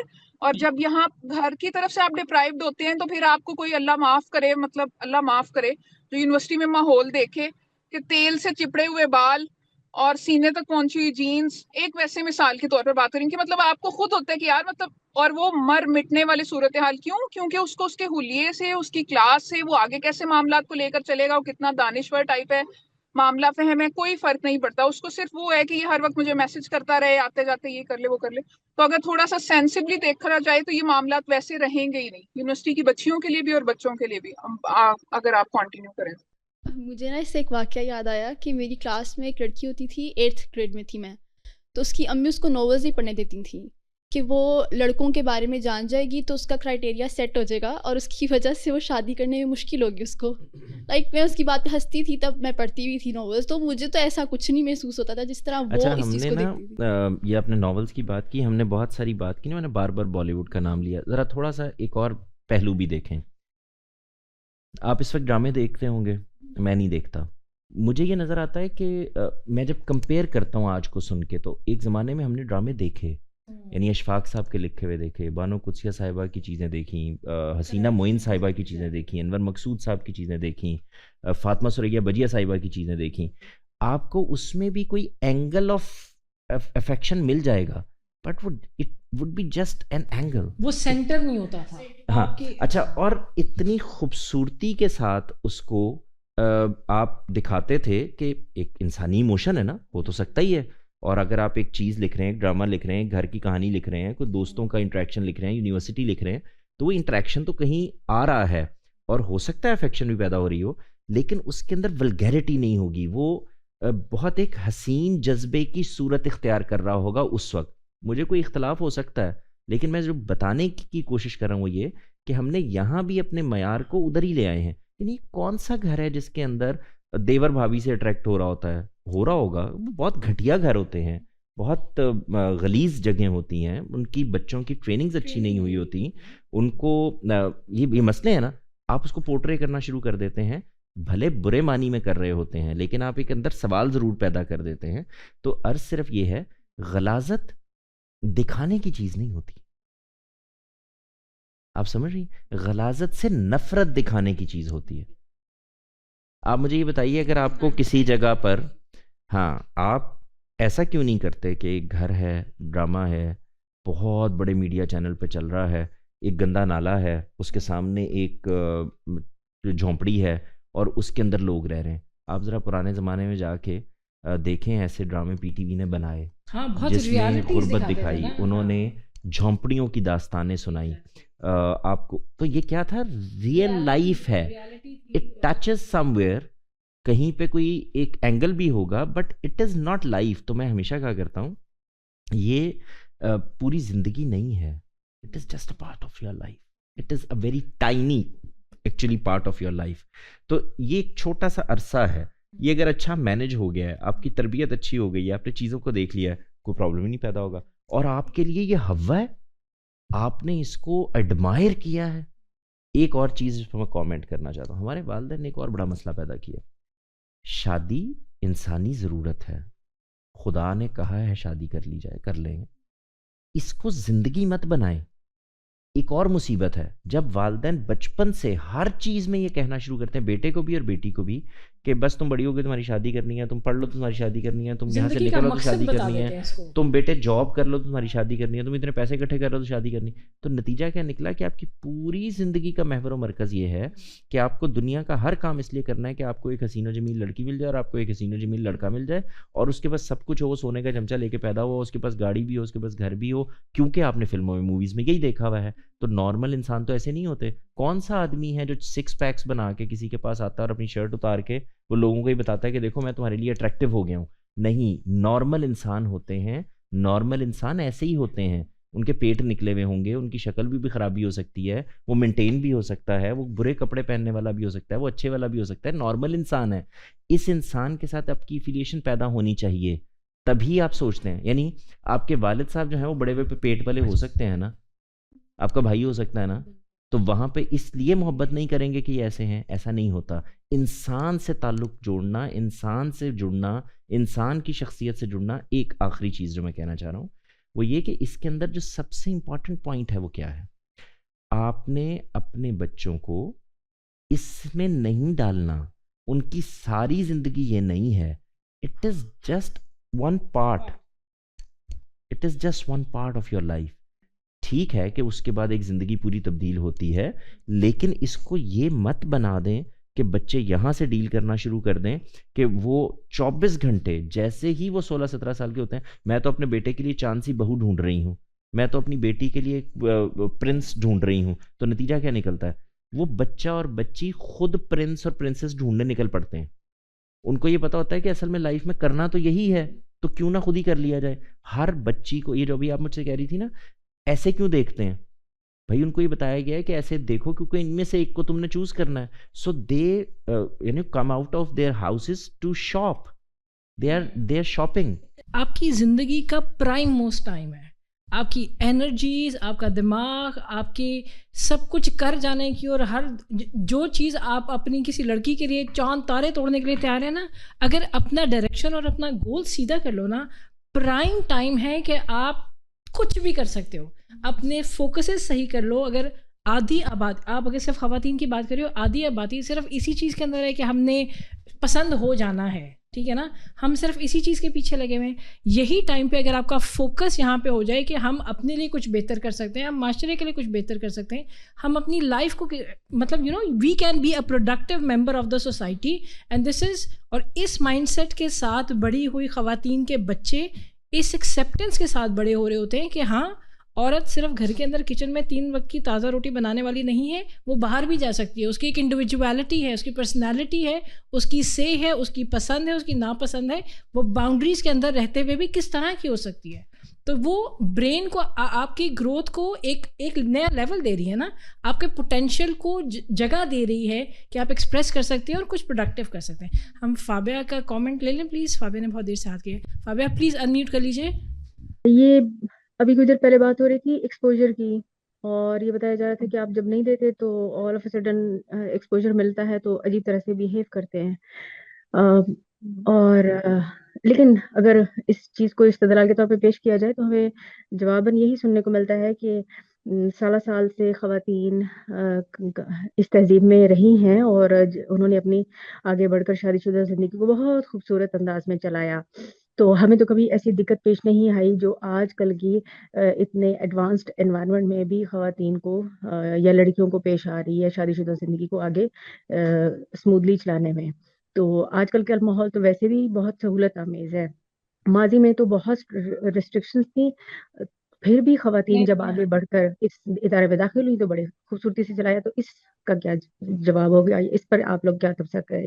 फाबिया साहब, मैं अर्ज़ करूँ थोड़ी सी शायद आपके लिए कंट्रोवर्शियल बात हो, लेकिन मैं ये जो ज़मानों की बहस है ना, इससे एग्री नहीं करता।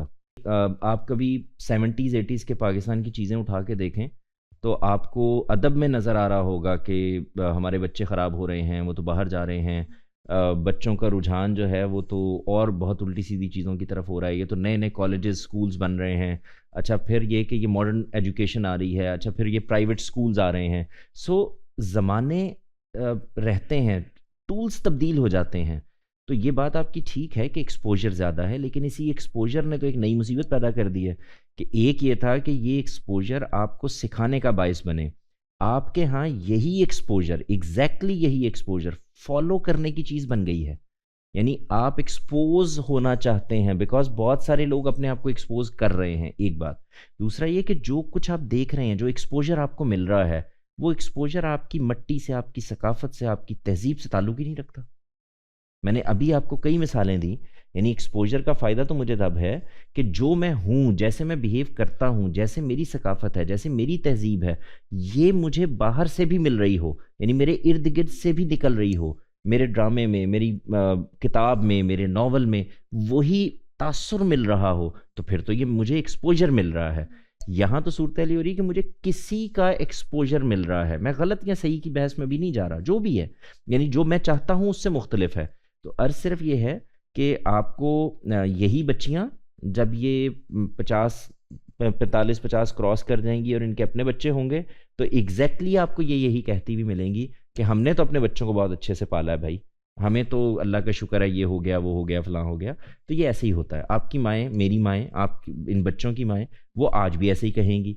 तो हम पीछे से अच्छी चीज़ें लें, आगे अच्छी चीज़ें मुंतकिल करें और एक छलनी का काम करेंगे। जो आप छानते हैं ना चीज़ों को, तो छानते चले जाएं तो आहिस्ता आहिस्ता माशरे बेहतर होना शुरू हो जाते हैं। माशरे कभी भी 100% नहीं होते, ये 60-70% ठीक हो जाएं तो बड़ी बात होती है।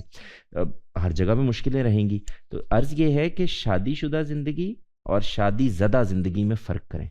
आई think it has a lot to do with self image and self esteem. आप प्लीज़ इस बात पे कमेंट करें, जिन बच्चों की तरबियत हो गई है, जो एक उम्र तक पहुंच गए हैं, वो अब अपनी सेल्फ इस्टीम और सेल्फ इमेज पर कैसे काम करें। बेटे, कि जिन बच्चों की आज के दौर में सेल्फ इस्टीम माँ के किसी के सामने, रिश्तेदार के सामने ये कह देने से कि इसने ये काम किया था ख़राब हो जाती है, उनकी वो सेल्फ इस्टीम जिस वक्त वो अपने माशरे से मुख्तलिफ, अपने तहजीब से मुख्तलिफ, अपनी सकाफ़त से मुख्तलिफ, अपने अक़दार से मुख्तलिफ, अपने किरदार से मुख्तलिफ, अपने अखलाक से मुख्तलिफ कर रही होती हैं, वहाँ क्यों नहीं होती? इसलिए कि सेल्फ इस्टीम, जिन चीज़ों को आपने, जिन चीज़ों को सिर्फ नाम दे दिया, ये सीखना था। सेल्फ इस्टीम है क्या? देखें, मैं अपने अंदर से उठने वाली आवाज़ के साथ चलने वाला हूँ और इसको एडमायर भी करता हूँ, ये सेल्फ इस्टीम है। हमें अपनी प्राइस खुद पता होनी चाहिए और हमें अपने आप को इतना ऊंचा पेडेस्टल पे रखने की का होना चाहिए हमारे अंदर कॉन्फिडेंस कि हम अपने आप को कहाँ रखते हैं, ठीक है ना। फिर हमें दूसरे से वैलिडेशन या दूसरे को ये जगह देने की ज़रूरत नहीं पेश आती कि आप बताएं कि हम क्या हैं और हम कौन हैं। फिर हमारे लिए वो बात इररेलेवेंट हो जाती है और वो एक ऐसी जगह है जहाँ पे आप एक गलत जगह से अपने आप को देख सकते हैं या गलत जगह एक्सपेक्टेशंस को पूरा करने के लिए एक्सप्लॉइट हो जाते हैं। तो अपने आप को पहचानना और अपनी जगह खुद डिसाइड करना कि ये मेरा पेडेस्टल है, यहाँ से नीचे तो मैं बात ही नहीं करूँगी, मैं बात ही नहीं सुनूंगी। और ये बहुत कॉन्शियसली हमें पता होना चाहिए कि हम सेल्फ रिस्पेक्ट कर रहे हैं अपने आप को। हम बाउंड्री भी वहीं पे लगाना शुरू कर देते हैं, ये ऑटोमेटिकली हो जाएगा। जो आप शुरू में बाउंड्री सेटिंग की बात कर रहे थे ना, जब हमें अपना पता है ना, जब हम अपने आप को शीशे में देख सकते हैं और ये जान सकते हैं कि ये मैं हूँ और ये मेरे स्टैंडर्ड्स हैं और ये मेरी, जैसे महविश भी कह रही थी कि आप खुद सेट करते हैं अपने स्टैंडर्ड्स और फिर आपको पता होता है और आप फिर बिहेव वहाँ से करेंगे, अपने रिमाइंडर्स वहाँ से देंगे, अपने मार्जिन्स वहाँ से सेट करेंगे। आप लोगों को बताया यही जा रहा है कि ये हमारे साथ, बच्चियों के साथ ये हो रहा है, फलां हो रहा है, पर है फ़र्क है, मैं मानता हूँ, लेकिन पहले उस जगह को ठीक समझना चाहिए। आप मुझे ये बताएं, आपकी शादी होनी है, आपके भाई की भी शादी होनी है, ऐसा ही है ना? दोनों को कुछ नए रिश्तों से वास्ता पड़ना है, दोनों को ऑपोजिट जेंडर से वास्ता पड़ना है, ऐसा ही है। इसकी ट्रेनिंग क्या हो रही है? तुम्हें हमें अपने साथ रखना है, तुम्हें हमारे बुढ़ापे का साथी बनना है, तुम्हें अब दुकान पे जाना शुरू कर देना चाहिए, तुम्हें अपने अब्बा से काम सीखना चाहिए, तुम्हें कारोबार सीखना चाहिए। कल को कमाओगे नहीं तो अपनी बीवी को और बच्चों को पालोगे कैसे? तुम्हें अपना घर खुद बनाने की कोशिश करनी चाहिए, तुम्हें ऊपर वाले पोर्शन पे अपना कमरा बनाना चाहिए, तुम्हें फला, ये है ना? ये क्या हो रहा है? It is training. लेकिन जिस चीज़ की ट्रेनिंग नहीं हो रही वो क्या है? वो भाई तुम्हें एक खातून से डील भी करना है। जो सबसे बड़ी बात है, शादी के बाद मेरा घर है या नहीं है, ये तो अभी तय होना है। शादी हो गई तो बीवी तो आ गई ना, शौहर तो आ गया ना। एक आदमी को आपने पढ़ा दिया, MBBS की में आपने पढ़ा दिया, आपने उसको बायोलॉजी भी पढ़ा दी, उसको आपने जो कुछ पढ़ाना था पढ़ा दिया। उसके बाद आपने उससे कहा यार पढ़ तो तुमने लिया, तो जाओ ऑपरेशन करो जाके। अच्छा, उसने कहा भाई मुझे वो कम से कम और कुछ नहीं तो कोई छुरी चाकू ही दे दो जिससे मैंने चीर फाड़ करनी है। आपने दे दिया, तो उसको पता चला कि इसकी तो मेरी ट्रेनिंग ही नहीं हुई हुई। आपने जो छुरी चाकू देने हैं या मोहब्बत देनी है, जो भी देना है, आप इसकी ट्रेनिंग से तो गुजार दें उसको, ताकि जिस वक्त वो, और ट्रेनिंग क्या है, ये कोई ट्रेनिंग ऐसी नहीं होता बच्चों को बिठा के बताया जाए बेटे एक शौहर होता है किसी ज़माने में और अब भी होता है, और जब वो ज़िंदगी में आ जाए ना तो उसको ऐसे करते हैं। ये ट्रेनिंग नहीं है, ये कहानी नहीं है। ट्रेनिंग ये है कि आपका इंटरेक्शन आपके शौहर के साथ कैसा है, आप अपनी बेटी और बेटे के साथ कैसे डील कर रहे हैं, आपका शौहर आपके साथ कैसे डील कर रहा है, वो आपको कितनी रिस्पेक्ट दे रहा है, वो आपकी बात कितनी सुन रहा है, वो आपके बच्चों के साथ कितना इंटरेक्टिव है। यही वो चीज़ें हैं जो आगे ट्रांसमिट हो रही होती हैं। तो जो सेल्फ कॉन्फिडेंस है वो आपका बूस्ट होना चाहिए। तो होगा क्या, आपको बाहर से कोई इंजेक्शन लगा के, टेटनस का इंजेक्शन लगा के तकलीफ रोकी जा सकती है, कॉन्फिडेंस नहीं पैदा किया जा सकता। आपको बाहर से रिस्पेक्ट इंजेक्ट नहीं की जा सकती, वो आपके अंदर से पैदा होनी चाहिए। वो पैदा कब होगी? जब आपका इंटरेक्शन होगा, आप चीज़ों को बेहतर करेंगे, आप देखेंगे तो इससे होगा। अब देखें अब ये कितना ज़बरदस्त किस्म की एक करामत है कि डॉक्टर साहिबा को मैं वहाँ मुखातिब कर रहा था और डॉक्टर साहिबा एंटर और उनका हाथ खड़ा हुआ है और डॉक्टर साहिबा जो है वो सुनती हुई दाखिल हुई हैं। तो ये करामत है ना कि हमने डॉक्टर साहिबा को मुखातिब किया वहाँ इंटरनेट पे और ये यहाँ पर यहाँ हाजिर। तो ये बेटे जिस चीज़ पे मैं बार बार जोर देता हूँ वो ये चीज़ें हैं। आप लोग अपने आप को ना ये सिंपथीज लेना बंद करें। मैं इसमें आपको बताऊं कि ये जिसको हम कहते हैं ना इंडिपेंडेंस, डॉक्टर साहिबा हमने एक नया लफ्ज़ ईजाद किया ना, इंडिपेंडेंस है, अच्छा फेमिनिज्म है, फलां है। मेरे नज़दीक इंडिपेंडेंस और फेमिनिज्म क्या है, अगर कुछ है तो वो क्या है? वो ये कि आप एक किसी सेगमेंट ऑफ लाइफ में अकेले या कामयाब या इंडिपेंडेंट नहीं होते। यानी आप जॉब कर रहे हैं और आपको अपना चेक फिल नहीं करना आता तो यू आर नॉट इंडिपेंडेंट, है ना। आप अपना कोई ठिया चला रहे हैं और आपको अकाउंट्स नहीं पढ़ने आते तो यू आर नॉट इंडिपेंडेंट, है ना। आपको फिर किसी की ज़रूरत है। तो आपको अपने काम की समझ होनी चाहिए, अपने घर की समझ होनी चाहिए, अपनी चीज़ों की समझ होनी चाहिए। दोनों की बात कर रहा हूँ, फिर उसको जेंडर में मत ले जाना। मैं जब ये बात करता हूँ शादी के रिश्ते की, इंस्टीट्यूशन की, बच्चों को पालने की, घर चलाने की, मैं दोनों की बात कर रहा होता हूँ। तो इन दोनों को इस इंटरेक्शन से गुजारना है।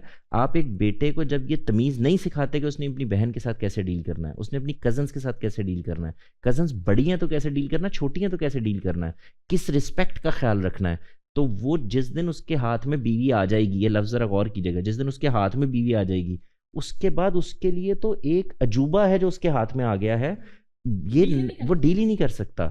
इसी तरह लड़के का मामला, यानी जिस लड़की का भी यही मामला, आपने कभी इंटरेक्ट ही नहीं किया, मैं आपको पता ही नहीं। बात करें ना तो मुझे ये ख्याल आया कि हम जितनी भी, अब आप गौर से अगर देखें ना, अगर सही में एहतसाब करें, हर बात शादी हो जाएगी तक पे ख़त्म हो जाती है। हमारी सारी स्टोरियाँ they got married and lived happily ever after पे ख़त्म हो जाती हैं। कि जब हमारे यहाँ बच्चियों की ट्रेनिंग भी हो रही होती है तो शादी होने तक की हो रही होती है, लड़कों की भी शादी होने हो जाएगी तक की हो रही होती है। कि कुछ पेरेंट्स इतना ज़्यादा इन्फ्लुएंस कर रहे होते हैं बच्चों की लाइफ में कि उनकी हर डिसीजन मेकिंग प्रोसेस में वो उनके साथ होते हैं, इवन वो उनको बताते हैं कि क्या क्या करना है।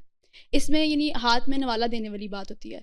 और जैसे ही वो शादी के मतलब मैरिज लाइफ की तरफ जाते हैं तो तब भी उनका इतना ही इन्फ्लुएंस होता है कि वो बच्चों को बाकायदा बताते हैं कि उसमें किस तरह से डिसीजन मेकिंग करनी है, क्योंकि इक्विप नहीं किया है हाँ, आपने उनको तो abilities के अक्सर साथ। वो बच्चे जो होते हैं उनके हालात जिस तरह की वो अंडरस्टैंड करें वैसे वालिदान नहीं अंडरस्टैंड कर रहे होते हैं, और फिर उसके बाद वो आउटकम्स जो होते हैं वो उनके वालिदान के Disastrous अकॉर्डिंग होंगे। तो हमने तो ठीक गाइड किया था, लेकिन बच्चा जो है वो जिस तरह से उसको आगे से इम्प्लीमेंट कर सका है वो उस तरह से नहीं सही तरह से कर सका। अच्छा खाना बनाने वाली खातून और अच्छा खाना बनाने वाला मर्द, वो शेफ हो या वो घरेलू खातून हो, खाना तब बनता है जब उसके अंदर वो उसकी अपनी चॉइस शामिल होती है, वो कुछ नया करते हैं, वो एक्सपेरिमेंट करते हैं। आपने यूट्यूब के ऊपर देखा कि अच्छा देखो अब तुम प्याज लाल कर लो, आपकी आंखें ये बता रही होती हैं कि अच्छा अब ये कितना करना है, तो आप वीडियो में ऐसे करके देख रहे होते हैं कितना हुआ है, ये ज़्यादा लाल तो नहीं हो गया। हाँ है ना। तो ये मैं ये कहना चाह रहा हूँ कि ज़िंदगी रेसिपी से नहीं बनती, ये नहीं हो सकती। आप रेसिपी दे दें और आप ये कहें, मिसाल के तौर पे वालिदैन बैठेंगे ना तो आपको ही बताएंगे हमने ज़िंदगी में यूँ किया था, हमने फलां किया था, हमने यूँ किया था, इसको लिख लो, इसको यूँ कर लो, मैंने ऐसे इंटरेक्ट किया था, मैंने सास को ऐसे देखा, मैंने बहू को ऐसे देखा। भाई ये रेसिपी है, वो बहू भी मुख्तलिफ होनी है, वो सास भी मुख्तलिफ होनी है, वो बंदा भी मुख्तलिफ होना है, वो औलाद भी मुख्तलिफ होनी है, सब कुछ मुख्तलिफ होना है। रेसिपी नहीं देनी, उसके अंदर वो शऊर पैदा करना है कि खाना बनता कैसे है, अच्छी हांडी बनती कैसे है। यानी आपको अगर ये पता लग गया कि अच्छा ये प्याज ये काम करता है, आलू ये काम करता है, भिंडी ये काम करती है, ऑयल ये काम करता है, इसको भूनते हैं तो ये हो जाता है, फलां करते हैं तो ये हो जाता है, ये है जिससे फिर आप एक्सपेरिमेंट्स करके नई नई डिशेस निकालते हैं। दुनिया ने ऐसे ही तरक्की की है। आपको ये सारे खाने मुगल दे के गए हैं, आखिर किसी ने तो सोचे होंगे ना कि नहारी भी बनाई जा सकती है, भाई पाए भी बन सकते हैं, है ना। तो अब वो कौन बनाएगा। आप एक दुकान से, ऐसा क्यों होता है, रेसिपी तो वही है, वही पाए हैं, वही पानी है, वही शोरबा है, वही नमक है, वही मिर्च है। आप एक दुकान से खाते हैं, दूसरी दुकान से नहीं खाते। एक्सपेरिमेंट और इंसान के अंदर में पैदा हो जाने वाली हमाकतें और उन हमाकतों से सीखता हुआ इंसान, यही अच्छा इंसान होता है। वो अपने एक्सपेरिमेंट से सीखता है। मिसाल के तौर पर आपने एक बंदे के बारे में देखा कि यार बंदा मुझे ठीक नहीं लग रहा, और आपका क्लास फेलो था, आपके कॉलेज में था, आपकी यूनिवर्सिटी में था, कुछ अरसे की इंटरेक्शन के बाद आपको अंदाजा हुआ कि यार नहीं ये बंदा तो ठीक है, मेरी ऑब्जर्वेशन ठीक नहीं थी, ये क्या हुआ है, यू लर्नड।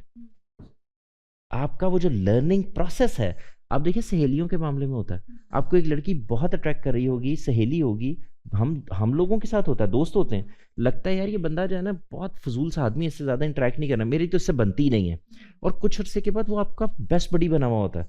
ये क्या हुआ है, आपने इंटरेक्ट किया तो आपको पता चला यार ये आदमी इतना बुरा भी नहीं है, भाई ये सहेली इतनी बुरी भी नहीं है। जैसे हम वालिदैन के साथ जब तक बात नहीं कर रहे होते, डील नहीं कर रहे होते, डर रहे होते हैं, खौफजदा होते हैं, ये बात करूं या ना करूं, तो एक मुश्किल में होते हैं, एक डिप्रेशन होता है, एंजाइटी होती है। अच्छा एक दिन आप फैसला करके कहते हैं यार कर देनी है आज, और आप जाके बात कर देते हो, और आप बाहर निकल कहते अच्छा कुछ भी नहीं हुआ है ना, हो गई ना, अच्छा डांट भी पिट गई, चलो बात तो हो गई, बात पता तो चल गई ये क्या है, आपने एक्सपेरिमेंट किया है। आप इंसान से इंटरेक्ट करते हैं, हर इंसान मुख्तलिफ है। वो मैं अक्सर कहा करता हूँ ना, ये बाटा के जूते नहीं है, हर आदमी मुख्तलिफ है। ये नंबर दे के नहीं लिया जा सकता कि आप मुलाजिम को भेजें उसे कि 8 नंबर जूता ले आना मेरे लिए, नहीं हो सकता। तो आपको इससे इंटरेक्ट ही करना पड़ेगा, और जब आप इंटरेक्ट करेंगे तो ये मैं आपको बताऊँ दोनों हादसे होते हैं इंसान के साथ। वो एक आदमी को बहुत अच्छा समझ रहा होता है और उसको एक हादसा पेश आता है और पता चलता है कि तो बंदा हुआ नहीं है। और ऐसा भी होता है कि आप इंतहाई बुरा आदमी समझ रहे होते हैं, आप अपनी सहेली या दोस्त समझ रहे होते हैं, और आपको लगता है यार इससे इंटरेक्शन हुआ, नहीं बंदा ठीक है, इतना बुरा भी नहीं था। तो आप ज़िंदगी को रेसिपीज से निकालें। अच्छी हांडी ज़िंदगी की तब बनेगी जब आप उसको बेसिक्स ऑफ हांडी सिखाएंगे, बेसिक्स ऑफ कुकिंग सिखा देंगे, फिर वो नए नए एक्सपेरिमेंट करेगा, उसके अंदर नई नई चीज़ें डालेगा और वो हो जाएगा। यानी किसने सोचा था कि बकरे के जो पाए हैं उसमें नली और मगज़ भी डाला जा सकता है, एक पाँव एक सर, किसी ने उसको पका दिया ना।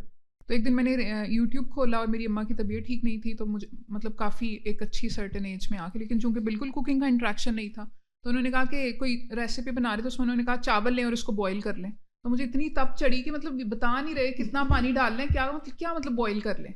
सही है। तो ऐसे इन्होंने बिल्कुल सही बात समझाई है कि जो कोई कर रहा है ना, आप उसको उस तरह से कॉपी पेस्ट नहीं कर सकते। आप ज़ीरो से स्टार्ट करेंगे, आप इंटरेक्शन करेंगे अपने क्लासमेट्स के साथ, यूनिवर्सिटी मेट्स के साथ, फिर आपको अच्छे बुरे का थोड़ा सा एक्सपोजर होगा, फिर आप प्रैक्टिकल फील्ड में आएंगे तो आपको पता होगा किससे कितना मिलना है। सही है। और एक बड़ी प्यारी बात आपने आज की, शुरू का मैं थोड़ा सा सुन रही थी कि हम ना बाउंड नहीं हो सकते इस डर से कि चूंकि एक हद तक एक्सपोजर नहीं, अगर यही एक्सपोजर मैं आपको स्कूल के लेवल पर दे दूँ ना, फिर भी आप लोगों के सवाल और मसले यही रहेंगे। और ऐसी भी बच्चियां देखी जो कि हमारे पाकिस्तान में कुछ यूनिवर्सिटीज़ हैं जो कि सिर्फ लड़कियों की ही हैं, मेडिकल कॉलेजेस हैं जो लड़कियों के हैं। जब वो फील्ड में आके हमारे साथ हॉस्पिटल्स में काम करती हैं, उनको शदीद मुश्किलात होती हैं, वो कन्वे नहीं कर पाती हैं। एक सर्टन एज में आप गवर्नमेंट जॉब पर आए हो, बहुत सारे लोगों में से सिलेक्ट होके, लेकिन चूंकि थ्रू आउट पाथ हो रहा था, वो उस तरह से नहीं कर पाती। सही है। तो एक्सपोजर जब भी पहली दफ़ा होगा ना, हर कोई गलती करेगा। आप भी किसी के साथ बात करोगे, कुछ 10-15 दिनों के बाद धोखा मिलेगा, वो लड़की से भी मिलेगा, लड़के से भी मिलेगा। आप लोगों ने अपना एक क्राइटेरिया सेट करना है कि यार मैं यूनिवर्सिटी में आया हूँ। आप लोग अभी यूनिवर्सिटी से रिलेटेड कल जो मुझे पता चला था बात कर रहे हो ना, मैं क्या करने आई हूँ यूनिवर्सिटी में? पढ़ने आया हूँ, इन लड़कों से इंटरेक्ट करने और ये सोचने आया हूँ कि इसमें से अगर किसी का भी नाम, अगर हाँ जी, कौन ज़्यादा बेहतर है, कौन मेरे लिए सूट, वो हमारा मकसद ही नहीं है। हम वहाँ जाएंगे पढ़ने के लिए, उस पढ़ने में कुछ लड़के और लड़कियाँ मेरी मदद करेंगे, उनके साथ मैं एक अपना लेवल सेट करूँगी कि यार 8-9 बजे के बाद ज़्यादातर लोग मुझे मैसेज या कॉल ना करें, 1-2 दफ़ा करेंगे, उसके बाद उनको समझ आ जाएगी इसके साथ नहीं करनी। दिन की रोशनी में जो मर्जी करें। यूनिवर्सिटी में जाएंगे, ग्रुप्स में बैठें, अकेले बैठें, मैं एक अपनी हद तय करूँगी। हर लड़का या लड़की जो मुझे अप्रोच करेगा वो 2-4 दफ़ा मुझे टेस्ट करेगा। हमेशा ये होगा आपकी यूनिवर्सिटी में, आपके स्कूल में, आपके हॉस्पिटल में, जिस भी सेटिंग में आप काम करते हैं, आपने उसको बड़े प्यार से अपने लिमिट सेट कर देनी है कि यार दिस इज़ मैं। सही है। और अगर इसके अलावा तुम्हें कुछ चाहिए, हो सकता है कोई और लड़की उस पर राज़ी हो, जब मैं ऐसा नहीं हूँ। तो ज़िंदगी कभी भी मुश्किल नहीं होती, इतना मज़ा आता है। बल्कि एक चीज़ मैं ज़रूर कोट करूँगी, मेरे चूँकि भाई हैं बहन नहीं है, मुझे हमेशा मेल बहुत सपोर्टिव मिले। बहुत सारी जगहों पर हम लड़कियाँ उस तरह से पॉइंट ऑफ व्यू नहीं समझ पा रही होती जैसे कोई मेल हमारी हेल्प कर सकता है।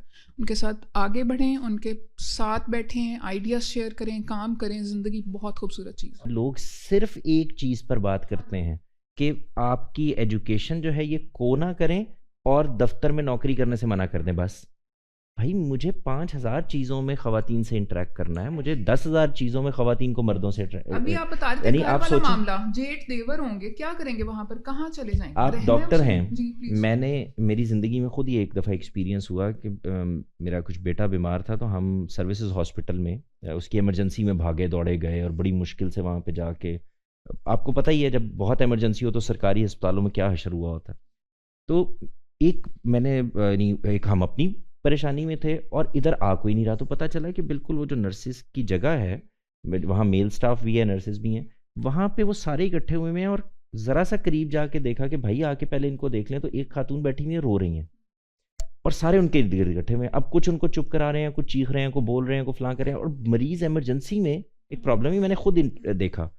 खैर वो उनको कहा, बात की, बुलाया, सब किया कि भाई इमरजेंसी है, इसको देखें। तो ऐसे ही ज़रा रिलैक्स हुआ सारा मामला। तो मैंने पूछा, क्योंकि क्यूरियोसिटी तो है ना हमारे अंदर, कि पता तो चले मसला। तो पता चला कि ये नई आई हैं और इनको अभी डॉक्टर साहब आए थे, इन्होंने कोई गलती की हुई थी, उन्होंने इनको डांट दिया। अच्छा, जब उन्होंने डांटा तो इन्होंने बाकायदा रोना शुरू कर दिया। ये कोने में जाके बैठ गई और इन्होंने कहा मैंने जॉब ही नहीं करनी, मैं जा रही हूँ। इसका मतलब क्या है? उन्होंने ज़िंदगी में पहली दफ़ा डांट खाई, उनको डांट का पता ही नहीं था।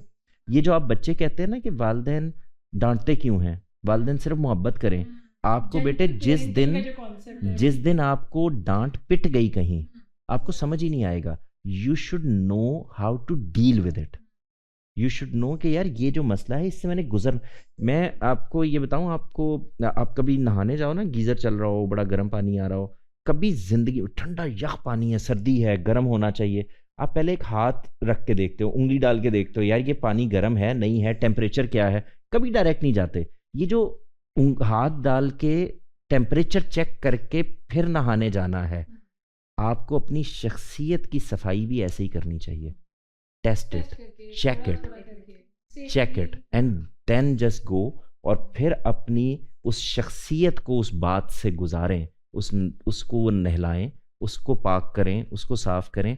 आप देखें, आपको खुद ब खुद ये जो छुई मुई बन गए हैं आप लोग, पता नहीं क्या हो जाएगा, पता नहीं कहाँ चले जाएंगे, क्या मुसीबत हो जाएगी, कुछ नहीं होगा। अगर आप अपने अंदर कॉन्फिडेंट हैं तो कुछ नहीं होगा। आपको जिस चीज़ से खौफ आता है इंटरेक्शन में, जेंडर इंटरेक्शन में, वो आप खुद हैं। सो दूसरों को ब्लेम ना करें। मैं आपको सच बता रहा हूँ, यानी ये डॉक्टर साहिबा, जब आपको खौफ आना शुरू हो जाए दूसरे जेंडर से, आप अपनी तरबियत करें, आप अपने आप को बेहतर करें। इट मीन्स आपके अंदर कुछ ऐसी चीज़ें हैं, आप गलत जगह से देख रहे हैं, गलत जगह से सोच रहे हैं, ट्रिगर आप हो सिर्फ सकती हैं और गार्ड अप एक्सप्लोर नहीं हुए हुए, बल्कि आप उसको, आपको डर है कि ट्रिगर ना हो जाए कहीं। ये वो प्रॉब्लम है जिसकी ट्रेनिंग करें, इसको ठीक करें। जैसे हम जब कोई आदमी हमें आगे कहता है यार मेरी रील पे तो बड़ी अजीब चीज़ें आती हैं, तो हम कहते हैं यार जरा अपनी सर्च बेहतर कर लो। ऐसे ही मैं आपसे कह रहा हूँ कि अगर आपके इर्द गिर्द बहुत सारे लोग आपको लग रहा है ना, ये भी तंग कर रहा है, वो भी कर रहा है, ये ऐसे देख क्यों रहा है, वो फलां क्यों कर रहा है, मैसेज क्यों कर रहा है, फ़ोन क्यों कर रहा है, इंटरेक्शन नहीं होना चाहिए, घर बैठ जाना चाहिए, इसका मतलब है कि कुछ तो गड़बड़ चल रही है भाई। हाँ, आपके एंड आपको पे भी देखकर कुछ किसी गड़बड़ को हो लग रहा रहा है है कि कि सिग्नल गलत doors जा are रहे हैं। open. Exactly. somebody is taking this message from you, within you, कि कुछ तो ओपन है, something is there, you are available। ये मैसेज आप दे रहे होते हैं। वो जैसे अभी उन्होंने डॉक्टर साहिबा ने कहा, कोई दुनिया का आदमी नहीं है जो डायरेक्ट आके मत्थे लग जाता है। एग्जैक्टली, वो पहले आपको देखता है, आप देख रहे हैं या नहीं देख रहे, आपका रवैया सख्त है नहीं है, आपने मुड़कर तो नहीं देखा, आपने उसको कोई ऐसा इशारा तो नहीं कर दिया, आपने ना चाहते हुए उसको वो मौका तो नहीं फराहम किया। तो इतना पागल कोई नहीं होता कि वो डायरेक्ट आके हरकत, हमारी गलती होती है। तो मैं इसलिए हमेशा कहता हूँ इंसान को अपनी ट्रेनिंग दूसरे की ट्रेनिंग से पहले शुरू करनी चाहिए। अच्छा, और एक चीज़ मैं और ऐड करूँगी, जैसे अब हम सारे बात कर रहे हैं, आप सब बच्चे बड़े हो गए हैं, पेरेंट्स की तरफ से अगर आप लोगों को लगता भी है ना कि ये कमी रह गई है, तो इसको एक्सक्यूज़ नहीं बनाएं। जिस दिन आपको ये एहसास हो गया कि ये कमी रह गई है, तो आप कॉन्शियस इनफ हैं कि आप अपने लिए चीज़ें चेंज कर सकते हैं। आप अगर बाकी बहुत सारे डिसीजंस अपने लिए ले सकते हैं, तो ये भी आपका एक सोचा समझा डिसीजन हो सकता है। और दूसरा एक चीज़ जो मैं अपनी ज़िंदगी के एक्सपीरियंस से ज़रूर बताना चाहूँगी, अगर आप इस वाली मुश्किल से निकल आए ना, ज़िंदगी इतनी खूबसूरत तरीके से आप एंजॉय कर सकते हैं। रिलेशंस, दोस्तियाँ, ट्रैवलिंग, बाहर जाना, इंटरेक्शंस, एवरीथिंग, जब उसमें से ये वाली गलाजत निकल जाती है ना, आपके अंदर अपना कॉन्फिडेंस बेहतर हो जाता है। ठीक है, आप बहुत इंजॉय करते हैं इस अथॉरिटी को कि you get to choose, you get to set the boundaries and lines. और उसके बाद फिर जब आपके ये वाले चाके नहीं रहते ना, जिसको कहते हैं हमारी आम ज़बान में, आप बहुत कुछ करने के लिए तैयार होते हैं। उसमें से फियर, उसमें से जजमेंट, उसमें से बहुत कुछ पीछे रह जाता है और आप भरपूर ज़िंदगी गुजार सकते हैं। और वो आपकी ज़िंदगी में बहुत कुछ दे के जाता है। एक्सपोजर आप खुद चूज़ कर सकते हैं अपने लिए, अपने आप को अंदर से यहाँ पे स्ट्रॉन्ग करके। जो छोटे बच्चे होते हैं, अभी हमें देख भी रहे होंगे किसी लाइक तरह से, आप लोग ना अपने जहन में आसानी का एक चीज़ रख कर बैठ गए हो। और दूसरी बात ये कि सारी डिस्कशन से कोई ये ना समझे कि हम किसी को पसंद करने के खिलाफ हैं। आप इंटरेक्ट करते हैं, आप सिंगल होते हैं, आपको कोई अच्छा लग सकता है, लेकिन उसके तरीक़ेकार है ना, आप उसको डिसेंसी के साथ ले सकते हो, अपनी फैमिली के साथ मिलवा सकते हो या उससे बात कर सकते हो। आधे लोग तो वैसे ही गायब हो जाएंगे आपकी ज़िंदगी के मसले।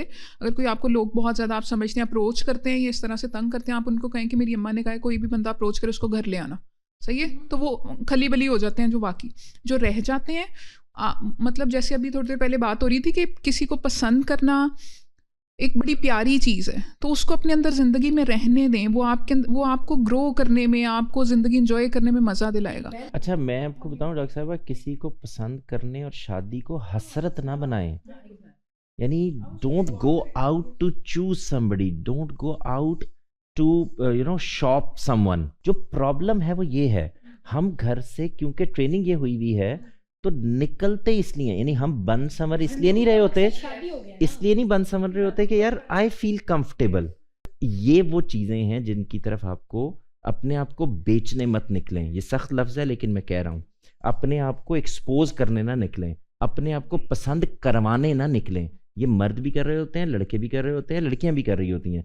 बालियां पहन के आप अपनी कंफर्ट नहीं दिखा रहे होते, अपने आप को खूबसूरत नहीं दिखा रहे होते।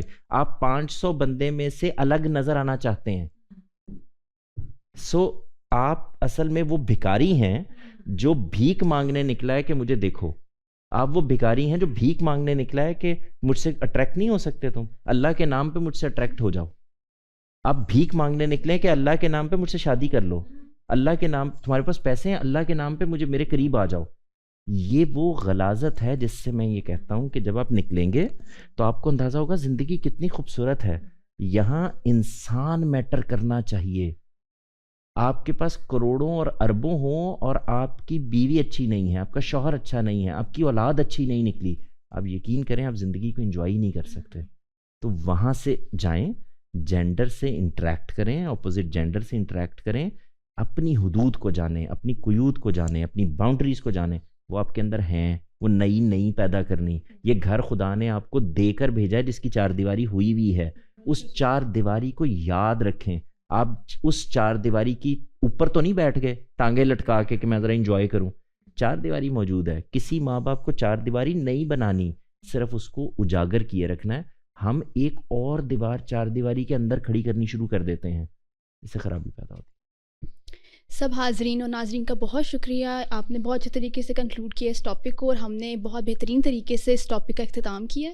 और हम आफ्टर 15 डेज़ हम दोबारा इस सेशन में आप सबके साथ हाजिर होंगे और हम एक नए टॉपिक पे गुफ्तगू का आगाज़ करेंगे। तो तब तक के लिए अल्लाह हाफ़िज़।